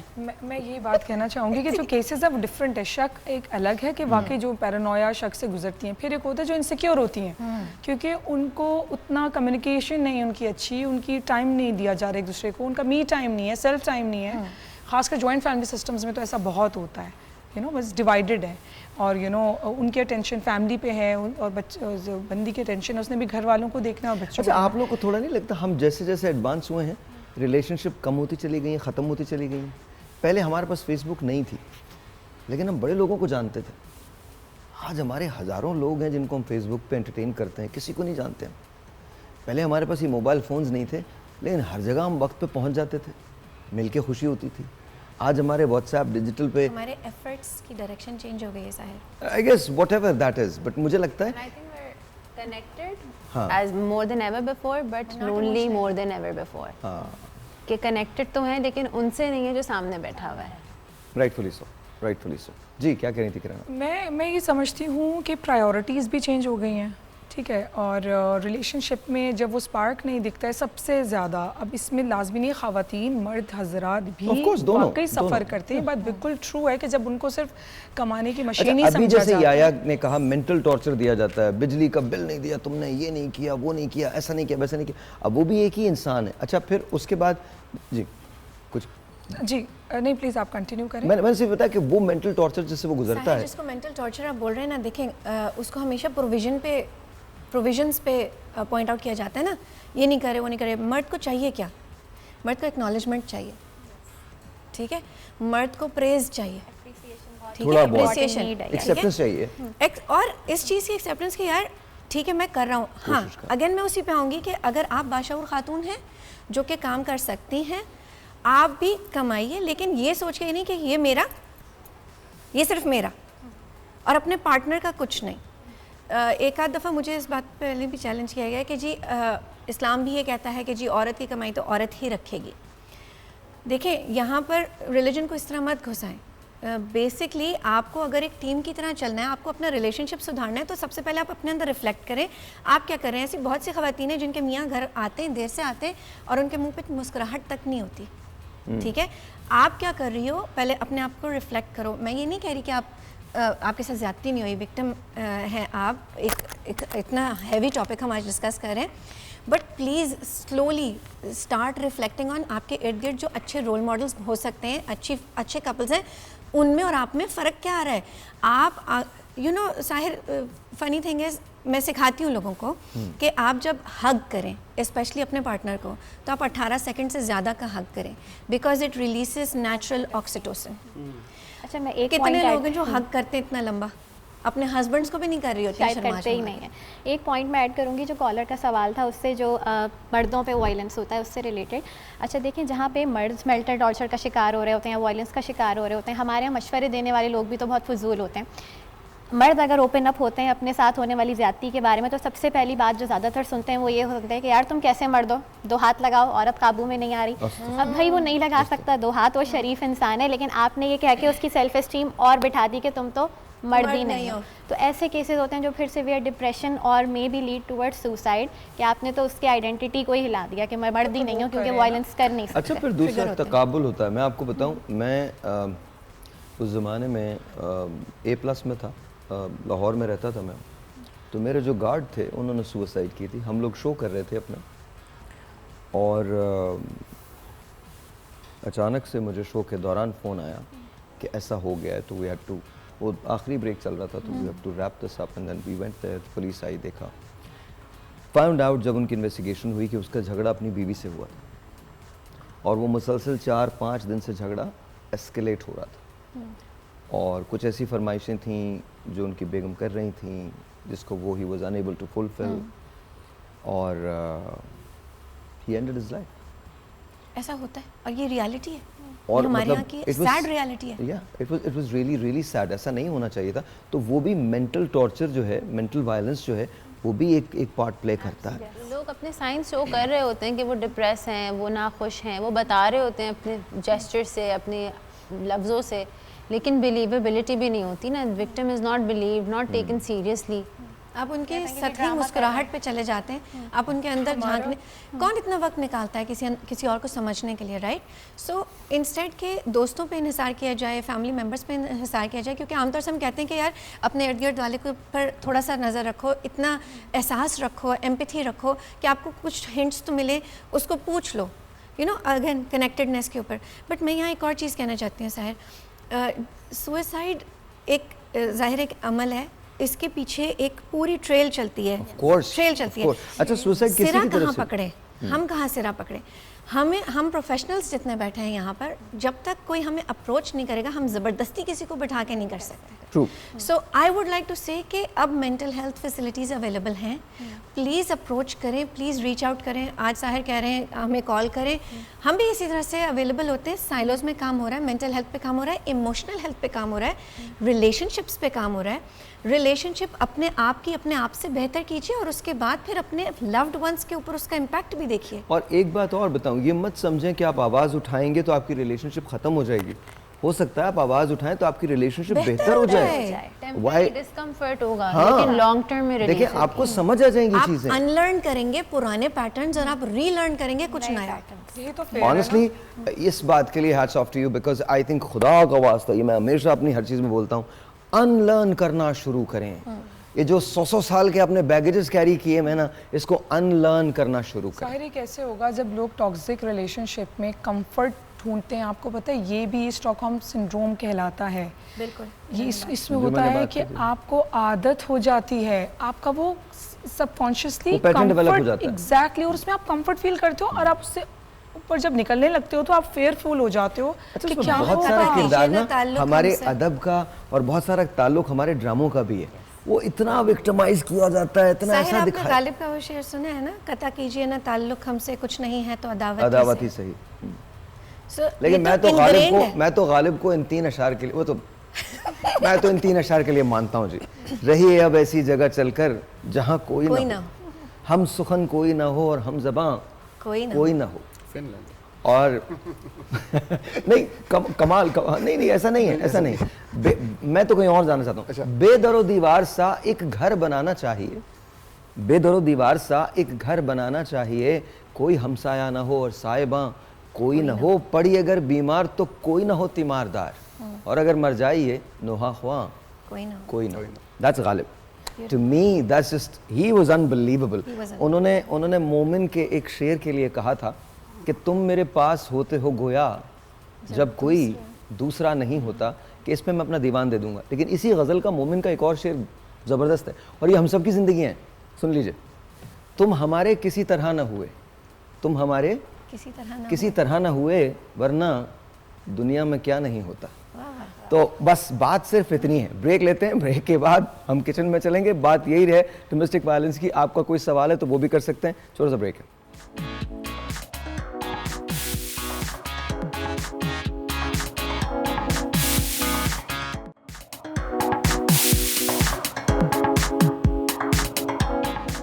और जी अस्सलाम वालेकुम, वंस अगेन वेलकम बैक। मैं थाई कीमा आलू हांडी जो है वो बना रहा हूँ, and I hope and pray कि आपको ये पसंद आए। हम बात जो कर रहे हैं वो डोमेस्टिक वायलेंस की है। मैंने बटर जो है वो ले लिया है। Anyone wants to contribute to this के वजूहात पे तो हम बात कर ही रहे हैं, लेकिन इसकी एंडिंग क्या हो सकती है, हम इसे ख़त्म कैसे कर सकते हैं?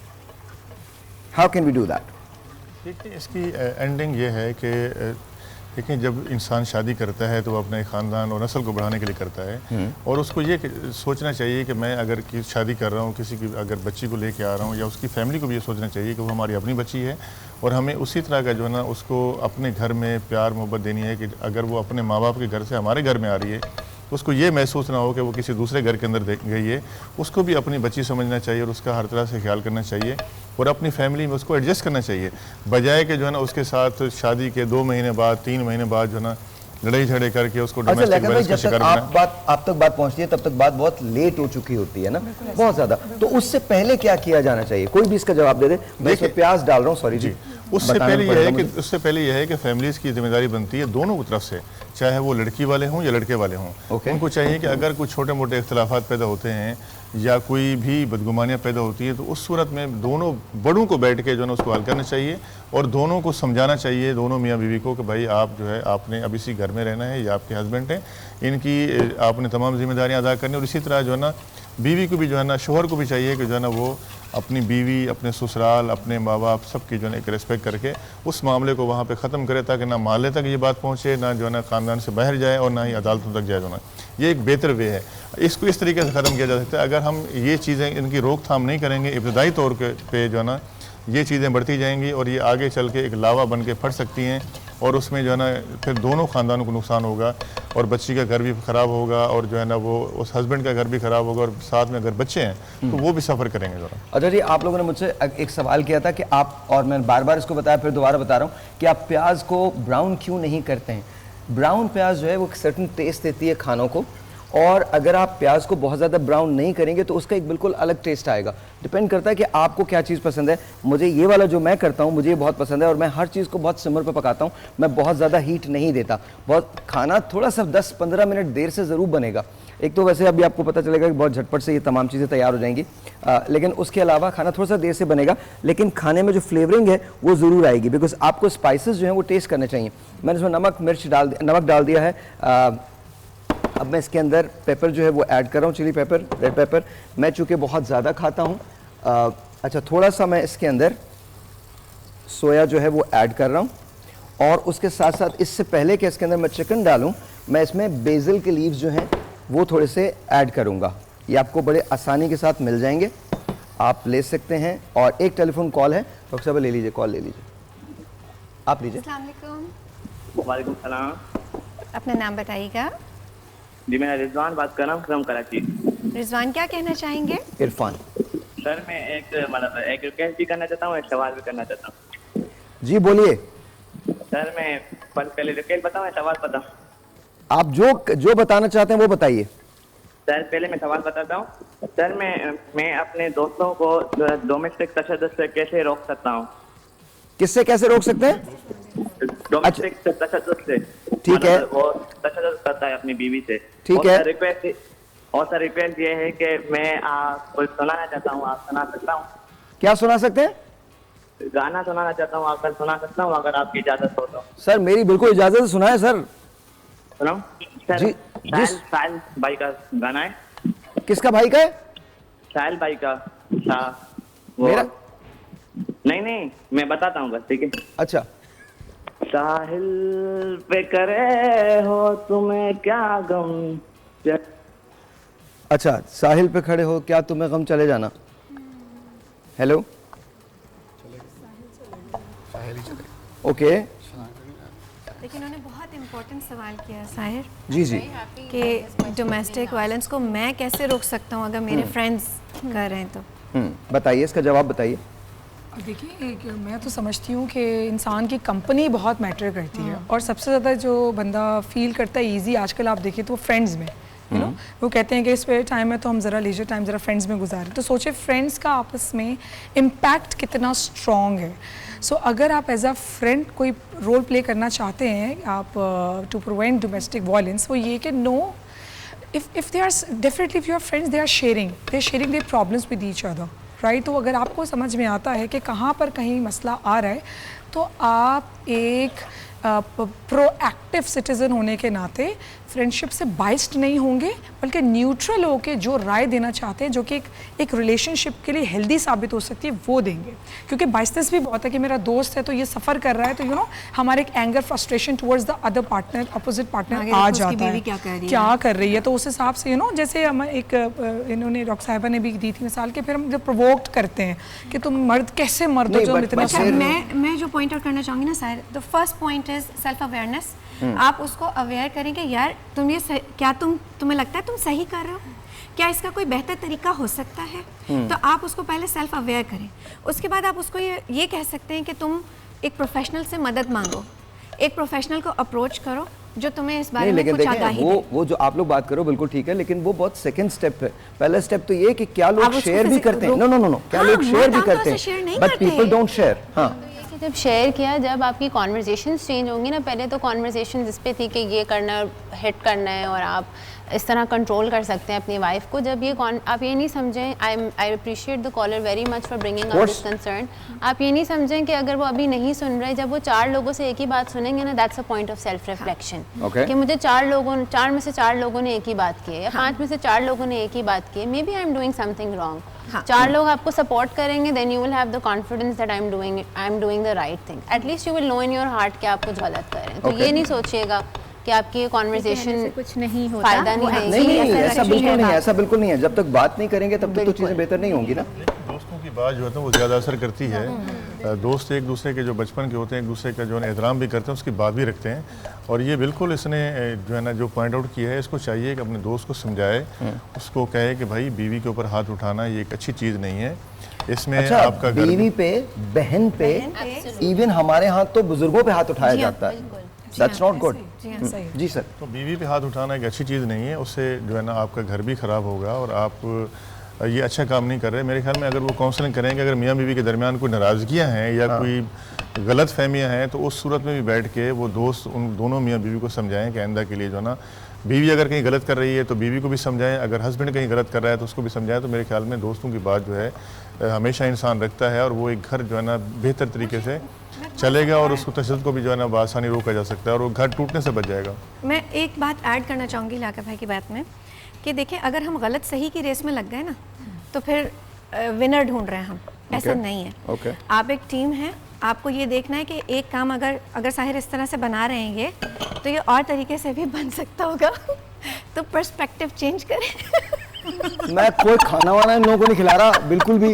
इतनी मेहनत करो, मतलब किचन में आओ और ये बातें सुनने को मिलती हैं। अब कसम से ये डायलॉग ना ख़वातीन से निकल सकता है। ये डायलॉग मैंने बहुत सुना है, बहुत सुना है मैंने। सही है। तो हमें, क्योंकि हमें खाली दिल नहीं रखना है, हमें इसको बेहतर करना है। नहीं बेहतर है, सिचुएशन बेहतर करनी है। हमारा खाना बहुत बेहतर है, आपका खाना फर्स्ट क्लास है, आप होटल जरूर खोलिए अपना।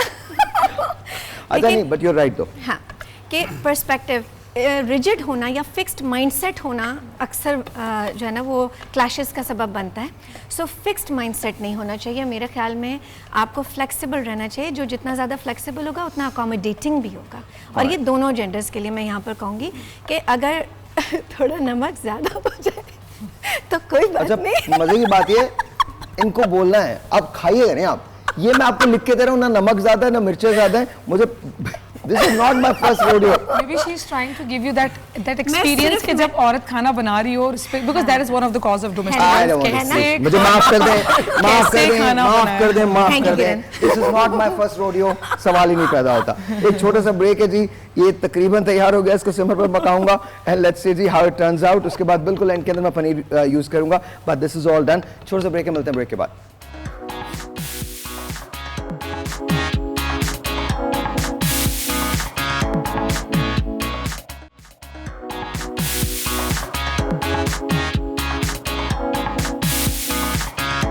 और जी वंस अगेन वेलकम बैक। और लियाकत भाई, ये कौन है हमारे साथ? सोबिया हैं और उनके साथ यहाँ कौन है?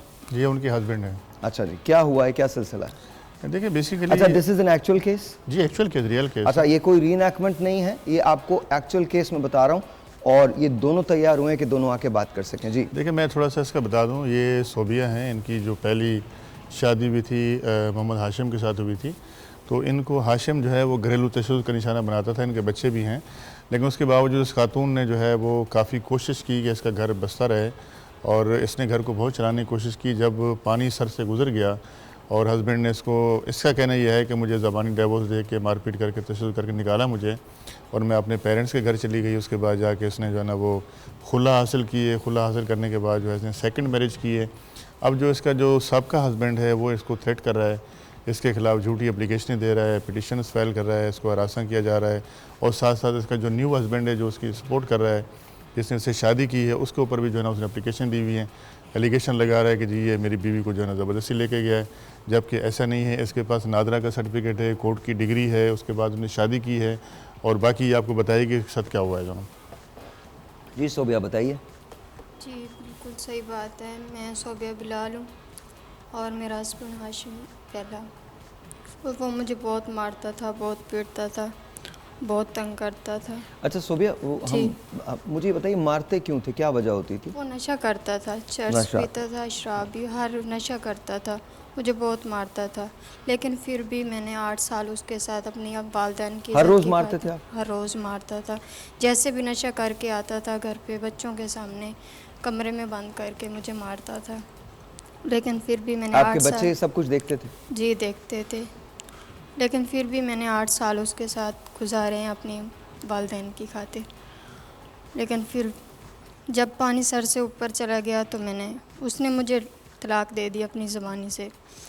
तो मैं कॉपी मांगते रहे, वो मुझे नहीं दिया। मैंने 3 कपड़ों में चली गई अपनी वालदैन के घर, और फिर उसने मुझ पे इल्ज़ाम लगाया 2.5 लाख में लेके चली गई है, और नासिकास बेटा थोड़ा सा माइक को करीब कर लीजिए जी। वो भी लेके चली गई है। लेकिन मैं कुछ भी नहीं वहाँ से लेके आई अपने बच्चों के अलावा और 3 कपड़ों के अलावा। वहाँ पे मैंने जाके खुला की, और खुला के बाद मैंने बिलाल से अपनी मर्ज़ी से शादी की। और जब मैंने मर्ज़ी से शादी की है तो अभी मुझ पे इल्ज़ाम लगा रहा है कि हामला थी मैं, ना कि कोई हामला नहीं थी। और मुझे बार बार धमकियाँ दे रहा है कत्ल की। लियाकत भी उसके साथ है और हाशिम भी, ये दोनों मिले हुए हैं, और मुझे बार बार धमकियाँ दे रहे हैं हम तुझे यहाँ कत्ल करा देंगे वहाँ। और मेरे हस्बैंड को बहुत टॉर्चर कर रहे हैं। अच्छा तो ये बताइए आपको थ्रेट किस किस्म की करता है वो? धमकियाँ किस किस्म की दे रहे हैं आपको? वो यही कि इसे छोड़ दो। इसे छोड़ दो तो क्या करो? इसे छोड़ दो क्यों छोड़ दो? बस ये तो पता नहीं है, लेकिन वो मुझे बार बार कभी असलों के साथ बंदे अच्छा, भेज देता है। एक मिनट बहन, मैं इनसे ज़रा बात करता हूँ। आपने उससे बात की है उस आदमी से? जी मेरी उससे कोई बात नहीं है। आपकी उससे कोई बात नहीं हुई? आपको कभी कोई थ्रेट दिया उसने? बस वो यही है कि मतलब मेरे ऊपर एप्लीकेशन दायर कर रहा है कि बिलाल इसको अगवा करके ले गया है, तो मतलब मेरे घर से पैसे भी ले गया, ये ले गया, वो ले गया। तो मेरा इससे कोई मतलब वो भी नहीं था। तो अपनी मर्ज़ी से ये आई है, अपने घर से अपने वालिदैन के पास चली गई थी।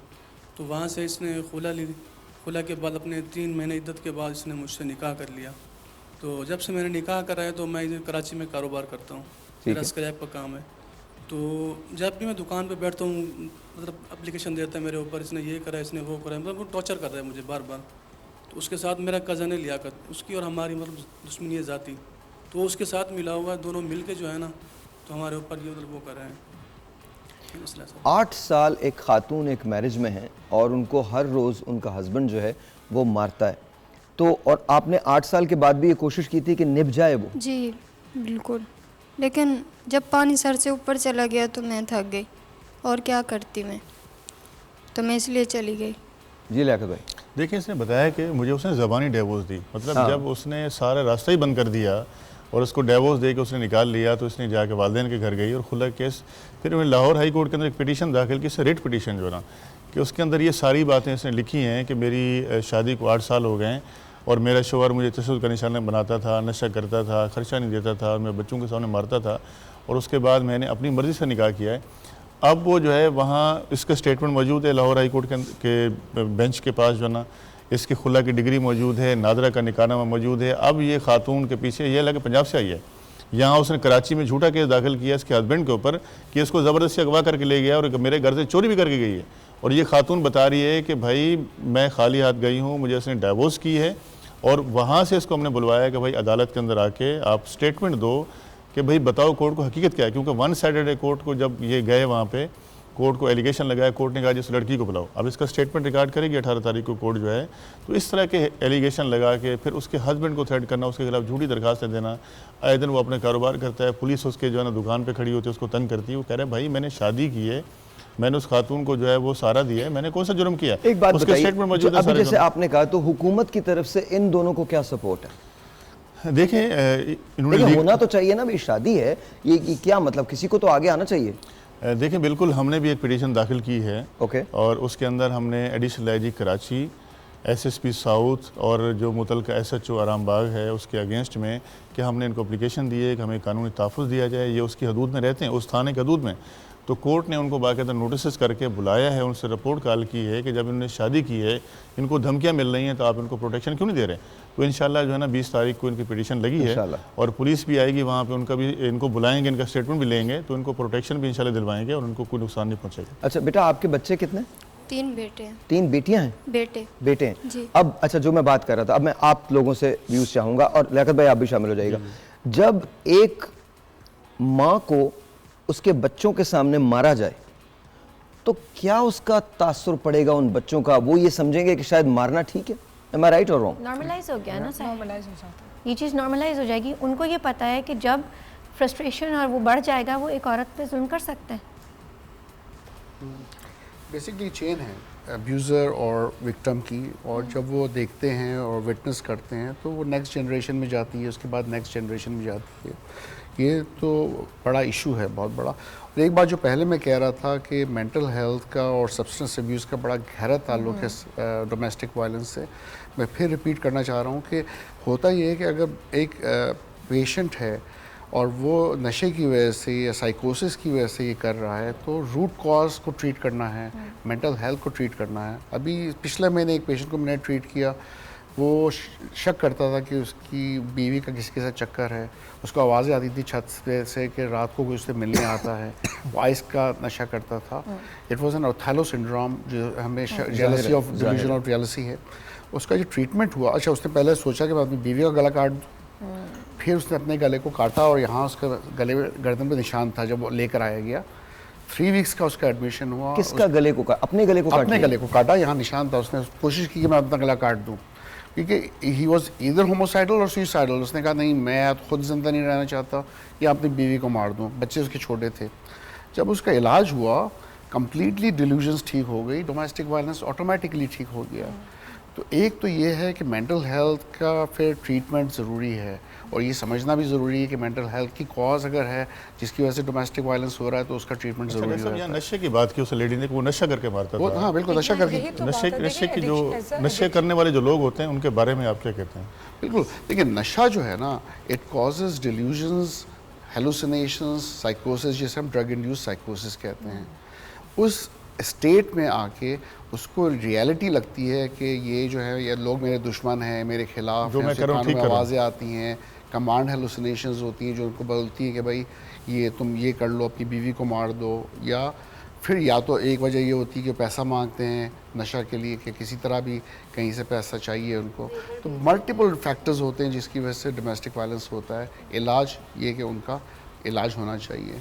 किरण आप कुछ कह रहे हैं? मैं ये कहना चाह रही थी, बहुत लंबा अरसा है। 8 साल एक लंबा अरसा है। 8 साल में अगर इस शख्स को प्रॉपर सब्सटेंस अब्यूज़ की हेल्प मिल जाती तो शायद ये नौबत नहीं आ रही होती। इम्पॉर्टेंट बात ये है कि जो हेल्प सीकिंग है वो आपकी ज़ाती जिम्मेदारी है ना। अब जो पर्सन विक्टिमाइज हो रहा है वो तो नहीं आपका जिम्मेदारी ले सकता। पर देखिए वही मैं बात कर रहा था ना कि हमारे माशरे में ये बताया ही नहीं जाता। हमारे माशरे में जो कहा जाता है दबा के रख दो हर चीज़ को, किसी को ना बोलो, कुछ ना बोलो, तुम्हारे घर की इज्जत है, ये व्हाट रबिश। वो कहेंगे मारता है लेकिन अच्छा भी बहुत है। ये दोनों ऑपोजिट्स हैं, ये साथ एग्जिस्ट नहीं कर सकते। देखो अब जैसे इससे भी अगर ज़ाहिर बातचीत काफ़ी आगे चलेगी तो इससे भी पहले एक रूट कॉज है कि जब शादी हुई तो was he a drug abuser और नॉट, वॉज एन एडिक्ट और नॉट। ये भी बहुत बड़ा एक जिम्मेदारी है। उन्होंने शादी के बाद शुरू की थी, ये शादी से पहले भी पीते थे? पहले करते थे। देखिए यही बात है ना, नोन नहीं होता है फैक्टर्स। लेकिन किरण बात ये नहीं है, बात ये है कि लोग बताते ही नहीं है।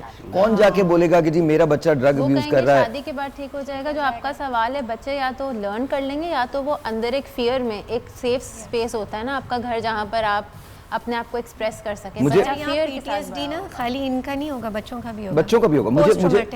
मुझे एक ब्रेक लेनी है, ब्रेक के बाद बात करते हैं।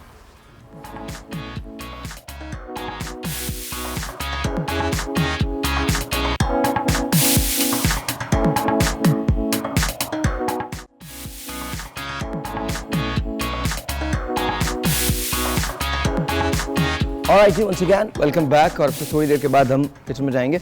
बट राइट नाउ ये जो बात हो रही थी, एक जो केसेस हमारे सामने आए थे, सोबिया का जो केस था, ऐसे में अभी आपने कहा कि बच्चों के लिए भी बहुत ज़रूरी होगा कि उनका भी साइको एनालिसिस जो है वो किया जाए ताकि वो इस ट्रॉमा से निकल सकें। तो क्या ये जिम्मेदारी पेरेंट्स लेते हैं? अब लेने लगे हैं, लेकिन फिर भी परसेंटेज बहुत कम है। मतलब आप you can not be satisfied with the percentage. बहुत कम पेरेंट्स। अच्छा, मैं एक बात सिर्फ कहना चाहता हूँ, उसके बाद आप बात कीजिएगा।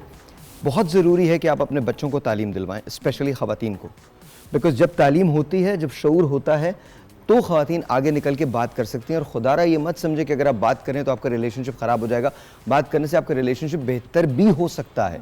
मैं ये नहीं कहता ख़राब नहीं हो सकता, बेहतर भी हो सकता है। जी, जैसे इसी केस में है, अगर हम सिर्फ सब्सटेंस अब्यूज़ की ही बात करें कि पहले ये कहा जाता था, समझा जाता था कि भाई ये कैरेक्टर फ्लॉ है, ये तो विल से ठीक होता है, उसकी मर्ज़ी है। लेकिन substance abuse is a relapsing brain disease, बीमारी है, उसका इलाज हो सकता है। अगर आपने बताया ही नहीं है अब्यूज़र को कि भाई ये बीमारी है, उसके लिए कभी कोई इंटरवेंशन की ही नहीं है, ठीक है, तो फिर ये चीज़ थोड़ी सी गलत है। हाँ, इंटरवेंशन आप कर रहे हैं और फिर वो बार बार रिलैप्स हो रहा है, वो फॉलो थ्रू नहीं कर रहे, तब आप कह सकते हैं भाई होपलेस केस है। तो ऐसे ही और कंडीशंस भी हैं कि आप अगर अर्ली उसमें देख रहे हैं कि भाई कोई प्रॉब्लम है, तो अब हेल्प अवेलेबल है, उसको सीख करना फिर आपकी अपनी जिम्मेदारी है। जी लियाकत भाई, क्या कहते हैं आप? देखिए, मैं ये कहता हूँ बिल्कुल वालिदैन को ज़िम्मेदारी लेनी चाहिए, और वालिदैन की ये ज़िम्मेदारी ही बनती है कि बच्चों की तालीम के ऊपर तवज्जो दें और उनको ना सिर्फ बल्कि तशद्दुद का निशाना ना बनाएं, उनको प्यार मोहब्बत से। बच्चे तो देखिए छोटे होते हैं, उनको इस बात की समझ नहीं होती, उनके सामने कभी भी अपने बीवी के साथ झगड़ा न करें, बदतमीज़ी न करें, ताकि अगर वो चीज़ ये करेंगे ना तो फिर वो बच्चे भी जो है उसको रिएक्ट करते हैं। हम अच्छा, मैं बड़ा क्विक एक सवाल करता हूँ, हाँ या ना का जवाब दीजिएगा आप तमाम लोग। क्या हमको रवैये विरासत में भी मिलते हैं? बिल्कुल, जनरेशन होता ही है। मिलते हैं सर। मैं आपको एक कॉन्सेप्ट बताती हूँ एपिजेनेटिक्स का, विच मीन्स कि जो आपका एक्सप्रेशन है जीन का, वो आपके इन्वायरमेंटल इंटरेक्शन से है। तो इवन अगर किसी मतलब गुस्सा ज़्यादातर एक एसेंशियली लर्न बिहेवियर है, तो कोई टेम्परामेंटली डिफरेंट हो सकता है, लेकिन जो इंटरेक्शन है उसका वो जीन के एक्सप्रेशन का या आपके जेनेटिक्स के एक्सप्रेशन का बायस बनता है। तो अगर आप अच्छा माहौल देंगे बच्चे को, तो वो चीज़ अगर ट्रॉमा इंटरजेनरेशनल है तो हीलिंग भी इंटरजेनरेशनल है। एक बंदा चाहिए होता है साइकिल ब्रेकर।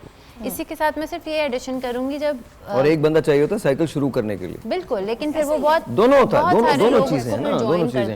अच्छा, लेकिन एक बात की बड़ी अहमियत है और वो हम बात ही नहीं करते, सिर्फ हम बात ही नहीं करते। देखिए, ये सारे हकायक अपनी जगह, बट एक हकीकत अपनी जगह कि फिर उसके बाद करें तो क्या करें। रिलेशनशिप जब ख़राब हो जाए तो फिर क्या करें, किस जगह जाएं।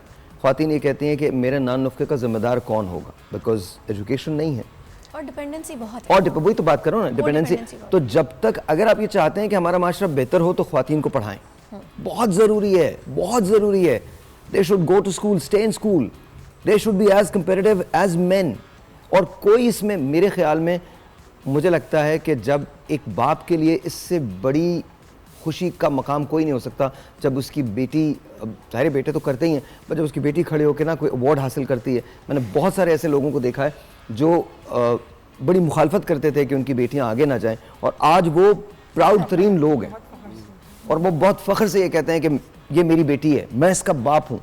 तो टू मी आई थिंक ये आपको करना बहुत ज़्यादा ज़रूरी है। अच्छा, अब तब्दीली लाई कैसी जाए, वेरी क्विकली, उसके बाद हम किचन में जाएंगे। बताइए सर, कैसे लाई जाए? वेरी क्विक, शॉर्ट आंसर चाहिए। देखिए, इसके दो हैं, top bottom approach and bottom up approach. मैं समझ रहा हूँ जो आप बात कर रहे हैं टॉप बॉटम अप्रोच की है, जेंडर इक्वलिटी की है, वुमेन एम्पावरमेंट की है, उनकी एजुकेशन की है, उनकी स्किल्स की है, उनकी ट्रेनिंग की है, इकोनॉमिकल रिसोर्सेज में उनके कितना शेयर होना चाहिए और कितनी उनकी एजुकेशन होनी चाहिए, वो सारी चीज़ें इंपॉर्टेंट है। और वो ऊपर से आती है नीचे, क्योंकि उसमें गवर्नमेंट का भी इम्पॉर्टेंट वो है कि कितने बिजनेस में वो इन्वॉल्व हो सकती हैं, कितनी एम्प्लॉयमेंट्स उनको मिल सकती, मतलब विमेन को एम्पावर किया जाए। एक तो ये, दूसरी बॉटम अप अप्रोच पे आ जाए तो फिर डेफिनेटली जो है ना, अगर हमें डोमेस्टिक वायलेंस को प्रिवेंट करना है और कम करना है तो वो बहुत सी रेंज, जैसे हम बात कर रहे थे रोल्स की, बाउंड्रीज़ की, कम्युनिकेशन की, क्रिटिसिज्म को कम करने की, रेजिलियंस। मुझे लगता है ये सारी चीजें जो टीवी पे बैठ के करते हैं ना, यहाँ एक क्लिनिक होना चाहिए और आम लोगों को, no no I am being serious, देखिए ये सारी बातें बहुत टेक्निकल हैं, आम आदमी इसको शायद उस तरह से समझ नहीं पाता। हमको क्या करना चाहिए, लियाकत भाई जैसे लोग और आप जैसे लोग यहाँ पर आए, यहाँ पर 200 खवातीन या मर्द बैठे हों और let's talk about the actual cases के बारे में बात करें। आपके प्लेटफॉर्म से फीमेल्स से मुखातिब इसलिए होंगी क्योंकि काफ़ी बड़ा जो क्रॉस सेक्शन है आपके व्यूअर्स का वो फीमेल्स ही होंगी, तो मैं इस बात से इत्तेफाक नहीं करती। भी देखते हैं, बताते नहीं, देखते हैं, लेकिन क्योंकि वो ऑफिस टाइमिंग्स वगैरह में होता है, but I nothing personal, but I want to really address women. मैं औरतों से मुखातिब होकर ये कहती हूँ कि you are not weak, females are not vulnerable, they are the life force that they are responsible for bringing life to this world. तो you are not weak, आप अपनी strength को recognize करें, you are maybe physically different, आपकी strengths होंगी, लेकिन अपने आप को weak नहीं समझें, अपनी आवाज़ उठाएं, जुल्म के ख़िलाफ़, गलती के ख़िलाफ़ उठाएं और speak up. Very quickly. Same मैं आयला के ही पॉइंट को कंटिन्यू करूँगी कि speaking up is the crux. Basically अगर कुछ गलत आपके साथ हो रहा है, आप होते हुए देख रहे हैं, तो प्लीज़ स्पीक अप, किसी को बताइए, हेल्प सीख कीजिए। सर देखिए, इंसान अपने घर से सीखता है। अगर घर के अंदर कोई बड़ा या भाई या चचा अगर उसका रवैया अच्छा नहीं है, वो लड़ाई झगड़े करता है, और वहाँ से इंसान सीखता है, वहाँ से इंसान अडॉप्ट करता है। विरासत में किसी को नहीं मिलता, लेकिन घर का जो माहौल है इंसान को वो सीखा। अगर घर का माहौल अच्छा होगा, पीसफुल होगा और लविंग होगा, तो फिर मेरे ख्याल में इंसान जो है उसका रवैया बेहतर होगा। अगर घर के अंदर लड़ाई झगड़े होंगे, माँ बाप की देखेगा, बहन भाइयों को देखेगा, तो उसका ऑटोमेटिकली रवैया चेंज होगा, वही उसी चीज़ को करने की कोशिश करेगा, चाहे बच्चा भी होगा, वो बड़ा होगा, सीखेगा। मैं ये चाहूँगी कि सब एक्सपर्ट्स ने माशाल्लाह बहुत अच्छी और बहुत अच्छे सोल्यूशंस बताएं। मैं चाहूँगी कि ख़वातीन और मैन भी ये चीज़ को ज़रा अंदाज़ा करें और अपने आप को ज़रा एनालिसिस करके बताएं कि क्या चीज़ उनको रोकती है टॉक्सिक रिलेशनशिप को एंड करने से या उससे बाहर निकलने से। कहीं आपका अपना कंफर्ट जोन तो नहीं है, हमने एक बारे में बात नहीं की, हम इसके बारे में बात करेंगे और खुल के बात करेंगे। टॉक्सिक रिलेशनशिप सिर्फ जिम्मेदारी मर्द की नहीं है, औरत की भी है। बहुत सारी ऐसी टॉक्सिक रिलेशनशिप्स हैं जहां औरत इंतहा से ज़्यादा टॉक्सिक हो जाती है, और वो चाहे अपने उनकी शॉर्टकमिंग्स होती हैं या कोई और बात होती है, किसी भी वजह से ज़रूरी नहीं है। अगर देखिए, हम अगर 15% वायलेंस की बात करते हैं जो मर्दों पे होता है, तो वो 15% मर्द एग्जिस्ट कर रहे हैं, बिल्कुल ऐसा नहीं है कि वो एग्जिस्ट नहीं करते, बट हमारे यहाँ ब्लेम जो होता है वो 99% मर्दों पे आता है। 15% ही वो हैं जिन्होंने रिपोर्ट किया, जिन्होंने नहीं किया। तो अगर don't stay in a toxic relationship, specially when it comes to kids, please don't. मैं इसलिए नहीं कहता कि सीक हेल्प और आखिरी हद तक जाएं उस रिलेशनशिप पे काम करने के लिए, और खुदा ना करे अगर वर्क नहीं कर सकते तो प्लीज़ दूसरे फिर जो रिलेशनशिप पे वर्क करना है वो किस तरह से, मैं बॉटम अप अप्रोच होती है मेरी। अनलर्न करें वो थॉट पैटर्न्स जो आज आपको सर्व नहीं कर रहे, अनलर्न करें ऐसी इमोशनल डिसरेगुलेशन, अपने आप को इमोशनली रेगुलेट करना सीखें। आपके हर किसी के गो टू इमोशंस होते हैं, कोई गुस्सा करता है, कोई सैड हो जाता है, कोई बिट्रेड फील करता है, तो ये इमोशंस के ऊपर काम करना ज़रूरी है। प्लस अपने बिलीफ सिस्टम को चेक करें। अगर आप ये सोचते हैं ना कि अच्छा मर्द जो है वो अगर अच्छा बेटा है तो अच्छा हस्बैंड नहीं हो सकता, तो ये एक बिलीफ प्रॉब्लम है, बिकॉज आप कभी उसको फिर एक अच्छा हस्बैंड तस्वर ही नहीं करेंगे। अच्छा, ये तो हमारी वो वैल्यूज हैं जिन पे डेफिनेटली मैं आने वाले शोज के अंदर बात करूंगा। हम जरा किचन के अंदर चलते हैं और फिर वहाँ अब मेरा फैसला होना है। आइए जी, आइए, let's see what happens. We are done, right? हो गया? Alright, I don't know how it's going to be, but we'll see. We'll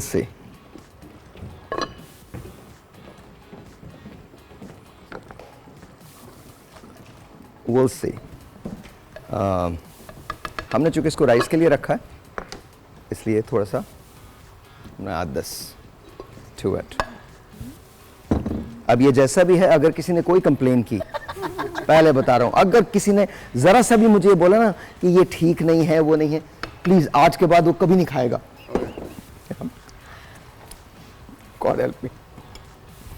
All right ji, we'll see how it's going to be. याद रखिएगा, मैं थोड़ा सा spicy बनाता हूँ 10 paratha. You guys can try. Thank you.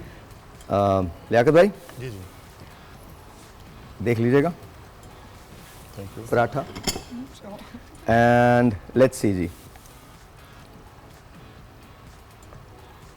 Ma'am, अगर ये ख़राब है तो आपका, अच्छा है तो मेरा। ये बहुत अच्छा, सीरियसली ये वाकई बहुत अच्छा। ऑलराइट, वो फाइंड आउट, अभी थोड़ी देर में पता चल जाएगा मुझे। जब मैं खाऊंगा तो मुझे पता चल जाएगा। कैसा है? नहीं तीखा तो है, like you said. तीखा तो मैंने आपको हमेशा क्या कह रहे? आपने पहले से वार्न कर दिया, कंप्लेन की दोबारा नहीं। हाँ भैया, दोबारा नहीं दे रहा मैं, किसी को भी नहीं दे रहा दोबारा।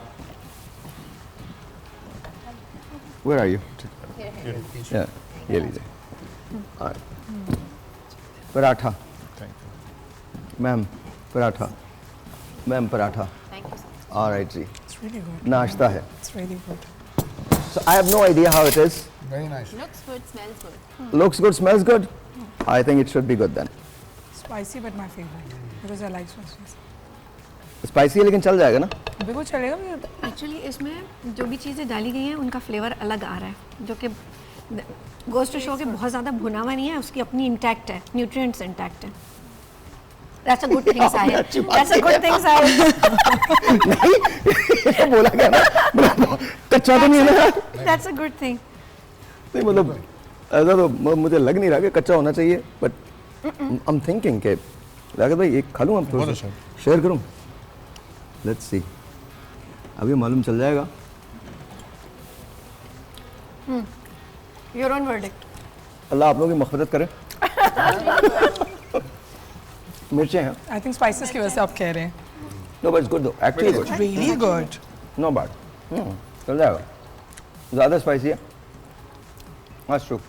और तुम लोग सही नहीं बताते ना, तुम बताते हो ना, राजा बताता। Next time, yeah, it's a bit spicy. थोड़ा सा स्पाइसी है। मिर्चें ज़्यादा हैं। And usually I don't recommend that. लेकिन जब आप इसको चावल के साथ खाएंगे, क्योंकि हमने उसके लिए बनाया, चावल के साथ जब आप खाएंगे तो it should be all right. लेकिन फिर भी मेरे ख्याल में इसमें थोड़ी सी स्पाइसी, थोड़ी सी मिर्चें जो है वो कम हो सकती है, बिकॉज मैं बहुत ज़्यादा खाता हूँ। मेरे लिए ठीक है। मेरे लिए भी ठीक है। आपके लिए भी? मेरे लिए भी ठीक है। आप भी डॉक्टर साहब? नॉर्मल है, इतना ज़्यादा नहीं है मिर्च। वाकई में? जितनी मिर्चें लगनी चाहिए। लेकिन मुझे ये नॉर्मल लग रहा है। आपको नॉर्मल लग रहा है? It's a bit spicy for me, but I like it. Okay, so that's good. अच्छा जी, जाते जाते हम बात डोमेस्टिक वायलेंस की कर रहे हैं, और मैंने ये आखिरी का सेगमेंट क्यों रखा है यहाँ पे, बिकॉज बहुत सारे ऐसे केसेस हुए हैं जहाँ किचन के अंदर ख़वातीन को जलाया गया है, और इट्स नॉट अ जोक। तो मुझे बताइए, उस बच्चे ने जो बात की थी कि रोका कैसे जाए, हम सब ने सब बातें कर ली हैं बचपन से मर्दों में, और मेरे ख्याल में इसकी जो जिम्मेदारी होती है वो किसी हद तक ख्वातीन पे भी आती है जब वो तरबियत करती हैं। तो वहाँ पर किस तरह से इस चीज़ को शामिल कर लिया जाए कि तरबियत का हिस्सा बना दिया जाए? आपने किचन एक्सीडेंट की बात की ना, मेरी हाउस जॉब के टाइम पे मैंने खुद 80% बर्न्स वाली लड़की को ट्रीट करने की कोशिश की थी। She passed away. घर पे मर्द नहीं होता जब ये किचन एक्सीडेंट्स होते हैं, घर पे औरतें ही होती हैं दूसरी। कोई गैस खोली छोड़ देता है, कोई कुछ, किसी का कोई बहाना बन जाता है।